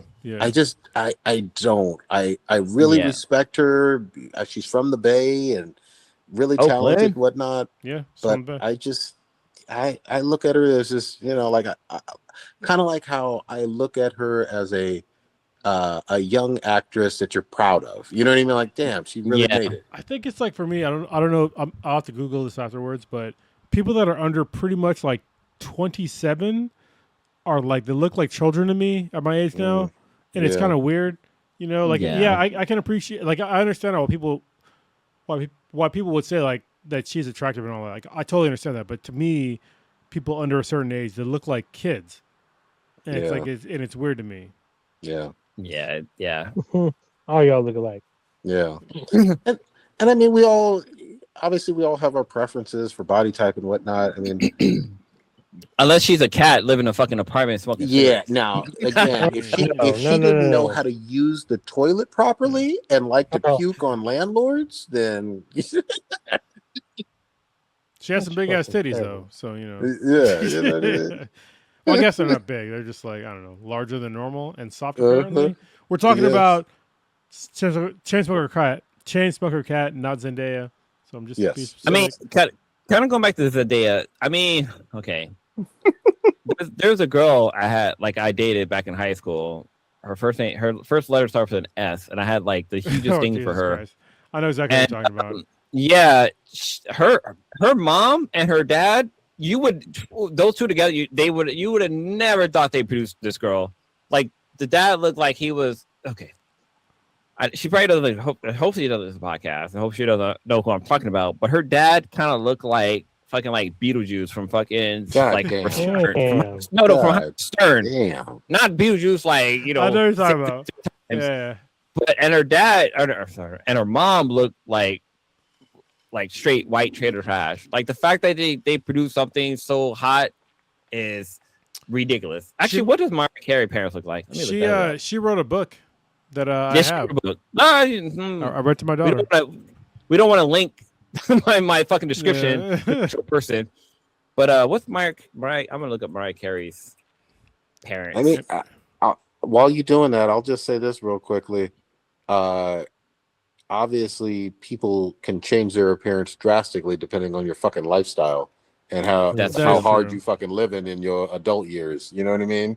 But you can't generally change your facial structure unless you have plastic surgery. So, yeah. And if you're like, you know, a teenager, you probably haven't had plastic surgery. Yeah, that's true. But that meth in your 20s. Oh yeah, that's true. Yeah, that can take out your fucking teeth real quick. God damn. I mean, there's not a lot of pictures of Mariah Carey and her dad, but a lot of them over her mom. The pictures of her dad, but I mean, he's okay looking dude. It's not that dramatic. Did we go down a rabbit hole of looking at Mariah Carey's parents and judging her dad's attractiveness? Is that what we did? Well, and the mom too. The mom's not that attractive either. Jesus Christ. Okay then. We have John. It's getting late. We are going down It's rabbit getting holes, late. So Yeah. Oh, All right. Let's 30 seconds or less. Wrapping it up. Old Ninja, what you got this week? So we didn't talk about lanterns. I was hoping to get to that before we got to the Oh, end, but we have yeah. to save that for next week. So Yeah, I gotta it's catch only up on been the show. first episodes. I have only some one. thoughts. Yeah. Yeah. So the next episode's on Sunday. So The it'll guy be looks 2 so episodes weird in by though. next week. It's so hard to watch. So we'll see. I have some thoughts. I had to change my worldview for this show. We'll talk about it. I got to play some Battlefield 6 with Prodigy earlier this week. I don't know if you got to play yesterday, Prodigy, but there's a big ass event going on right now. Did you play yesterday? I did. So you saw the Top Gun event? I sure did. Okay, yeah. So they literally added fucking aircraft carriers to the whole fucking thing, and which added new modes. So I've been all about that recently. As I was talking to in the chat, Brandon Parks in the chat, he saw me get murked on some Doom, the Dark Ages. I finally got past that part, and I went further in. I thought I was closer to the end. I'm not, so I got more Doom to go through. Was it? Oh, so there's another beta. Oh, so there's one this weekend for Modern Warfare 4, but you can only play if you pre-order the game, and then the open beta is next weekend. So probably I'm gonna wait to play the open beta next week. I'm probably not gonna pre-order, but I do want to check it out. So the open beta will be next week for me. I will see if I can stream it because sometimes that's why I block that shit. But we'll see. There's a new episode of Star Trek: Strange New Worlds tonight. I'm gonna watch it right after the cast, and that's pretty much it for me. All right, Blue, what you got? Shout out to my little guy. He started kindergarten today, and he actually had a really good day. He had a lot of fun, and I feel like the school year just started earlier and earlier. I mean, your kids are all fucking like year round, so it's a little bit different. But yeah, I felt like school's supposed to start in September, but then again, if you're paying for after school care and like summer school, it's like okay, it's good for him to be going back to school. Yeah. School's free. Yeah, school is free. It's free, but you pay for your taxes. So yeah. Yeah, we pay for it on taxes, our property taxes. But yeah, he started school today. Like I talked about earlier, I'm playing ReStory, which is really fucking fun as a game, and the nostalgia and just the whole fact that you're taking shit apart and playing with it or putting it back together is really cool. I finished watching My Adventure with Superman on HBO Max, also Adult Swim, which I always forget it's on there. This season's been really good, but I just felt like it was kind of too fast. Like it went like there was a lot of backstory that could have happened. They just kind of did play on that, especially with like. Wait, I'm sorry. You said the season's over? Yeah, it's only 10 episodes. Really? It's only been 10 episodes? Yeah, it's only 10 episodes. Okay. I'm like, that's not enough. I need like 22. Yeah, like we need to have like we were halfway through. Okay, I know it ended. Yeah, it's fucking over. Like holy shit. We had like, we had the super kids to show up and stuff like that. And it's like, we need like, more. But when it comes down to like the fighting scenes, like they're actually really well done, and the story was fun. Something else. I feel like there's something else that's important that's happening. But this weekend I'm just hanging out with some friends. I'm hanging out with Zor and another friend. We're gonna hit up the fucking town, just have a good fucking time. But yeah, other than that, that's about it, I think. Oh, my son is super into VR, which is fucking funny. He's like slowly becoming a gamer, but he was a gamer before he started playing games because of the fact that he would watch other players play games on YouTube. So he's like halfway there and just slowly getting better at it. Like he was playing Astrobot Game Room, and before I used to help him a lot, but now he's like playing all the way through a fucking level. I'm like, oh shit, okay. He's even platforming. Like he's like better than Prodigy. Goddamn. That's a low floor, but you know. Yeah, it is, but yeah, he's getting there. But yeah, it's just kind of cool to see him play games and have fun. Like he'll come home, and it's funny because I'm always like, he's like, oh Poppy, can I play Astrobot? I'm like, you clean your room, like you clean your room, you do homework, you done this and that. Like I feel like I literally feel like an adult now. Yeah. Like I'm literally hit by. Have you changed the oil in my car, son? Damn. Have you paid a mortgage yet? Like, come on, man. But yeah, it's fun. Good That's just me. shit. Good shit. Cronus, what you got? So we didn't talk about X-Men 97. I think like the whole fucking season almost, Oh, which is kind of yeah. crazy because it's like it's already done. I have many thoughts. And also for the past 2 weeks, we have not talked at all about Vader 2, which is like the most amazing Star Wars thing to happen in a long time. Probably since Wait, what's Vader? What's Vader 2? yeah, like I put it in the fucking chat. Y'all didn't watch it? I Prodigy, watched. did you watch it? I Is watched. that the one Yeah, with what did- Mace, where Mace Windu comes back? Yeah, Prodigy, what'd you think? Yeah, okay, I've seen it. I've seen it before. Listen, I'm right there with you. Amazing, and someone needs to find this this YouTuber and pay them all the monies. Yes, all the monies. They need to fucking get hired by Lucasfilm because shit was amazing. It was the best thing I saw since what was the one on Disney? It wasn't like there was no Jedi's involved. Oh, Rogue One. Yeah, no, not Rogue One. Before Rogue One. Before Rogue One? Yeah. Was it- Solo? No, it was the Was it series on animated? Disney Plus Oh, that led up to fucking Rogue One. Clone Wars? No, Oh, that's not Andor, Rogue One. Andor. Andor. Thank you. Goddamn. Andor. Oh, In the Uh, battle for Andor. No, so this what's is the like- other one? this- This is the exact opposite of Andor. So if you want action, they got you.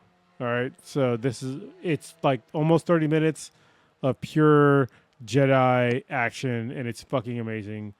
Go watch Vader 2 on YouTube. It's a fan-made film, and it's great. I know we didn't even I talk about Ahsoka. I we was gonna talked say about that. D23. Doesn't mean- We didn't see season 2 of Ahsoka. It's not out yet. We're out Right? of time. But they showed a trailer, which it looks fucking amazing. Yeah, it's a trailer though, so it's fine. Yeah. Other than that, just I'm 47 now, so that's all I got. Congratulations. Oh shit! For me, real quick, I'm going to give a quick shout out to old fucking Demon Throat, because god damn it, we can't eat all. The list is getting longer and fucking longer. Lettuce, cabbage, Yep. fruit, dog food. Mm. God damn, Dog this food? motherfucker's fucking up. Who's eating dog food? What the fuck? Dogs. Dogs. Like, I thought humans were eating dog. Hey, Okay. you Well, never it's know. Demon Throat, so who I knows what the mean- fuck he's saying? You never know. if there was such thing as bachelor power, I would fucking eat it probably. There you go. It's not having to cook. And then props to Chris Nolan, goddammit. Like highest rated rated R movie of all fucking time now, officially. I still want to fucking get into this, like do a deeper dive on this fucking movie because I have thoughts, but I gotta wait till everybody. I gotta watch it still. Wait, and not everybody's seen it yet? Oh, No, I shit. haven't seen it. Odyssey, Oh, right? shit. Yeah, Yes. man. It is Yeah. a movie, but it's worth it. It's worth it. How long is it? It's like 5 hours, right? Hell, No. 3 hours. It's literally 3 hours. Yeah. And that- Yeah, it's listen, I heard it was 3 the trimesters, previews. so yeah. God dang. Just Dang. watch it because there's so much I want to fucking discuss, and I think we're all gonna have our own perspectives on it. Like I know me and Old Ninja have talked about it a bunch of times, but please go watch this shit. This shit was fucking watch it amazing. Saturday. Yeah. Fact. Well, I'm gonna be drunk, so no, I probably won't do it. Yeah. Damn. Maybe Sunday morning. Yeah. I know I won't be able to watch an IMAX because I think IMAX is sold out for like the next like 2 months or some shit. Yeah. So you can, if you're good, you can find you a nice time, and you may have to sit by yourself or sit with strangers, but you can do it. What if you're bad?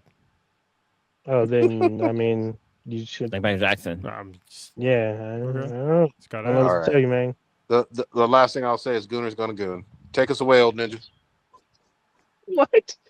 Oh my fucking grill! You have just experienced Black and Black Times Infinity, the dankest podcast on the internet. Check us out anywhere and everywhere with Beat and BTI. That's BTHAN BTI anywhere you listen to your podcast or consume your podcast. Just know that every Wednesday, 8:30 Pacific-ish time, we go live on YouTube and Twitch. You can watch us live, be a part of the conversation in a live chat.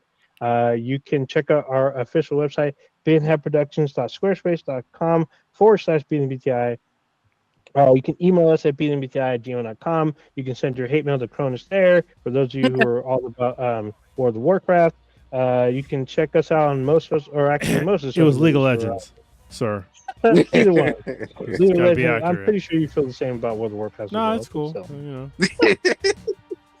Oh shit! I'm And then, a Blizzard fan. I don't even know. I don't even know who the fuck makes League of Legends. Oh, it's Riot. Sorry. Yeah, right. Yeah. Okay, yeah, right, yeah, that's anyway. If I haven't said it already, you can email us at beatandbci@gmail.com, and yeah, that's it. Oh, if you don't see us and you're looking for BMPI, just look for Black and Black Contradicty as well. Mutant dump truck. Thank you for your attention to this matter. Yet many questions remain unanswered.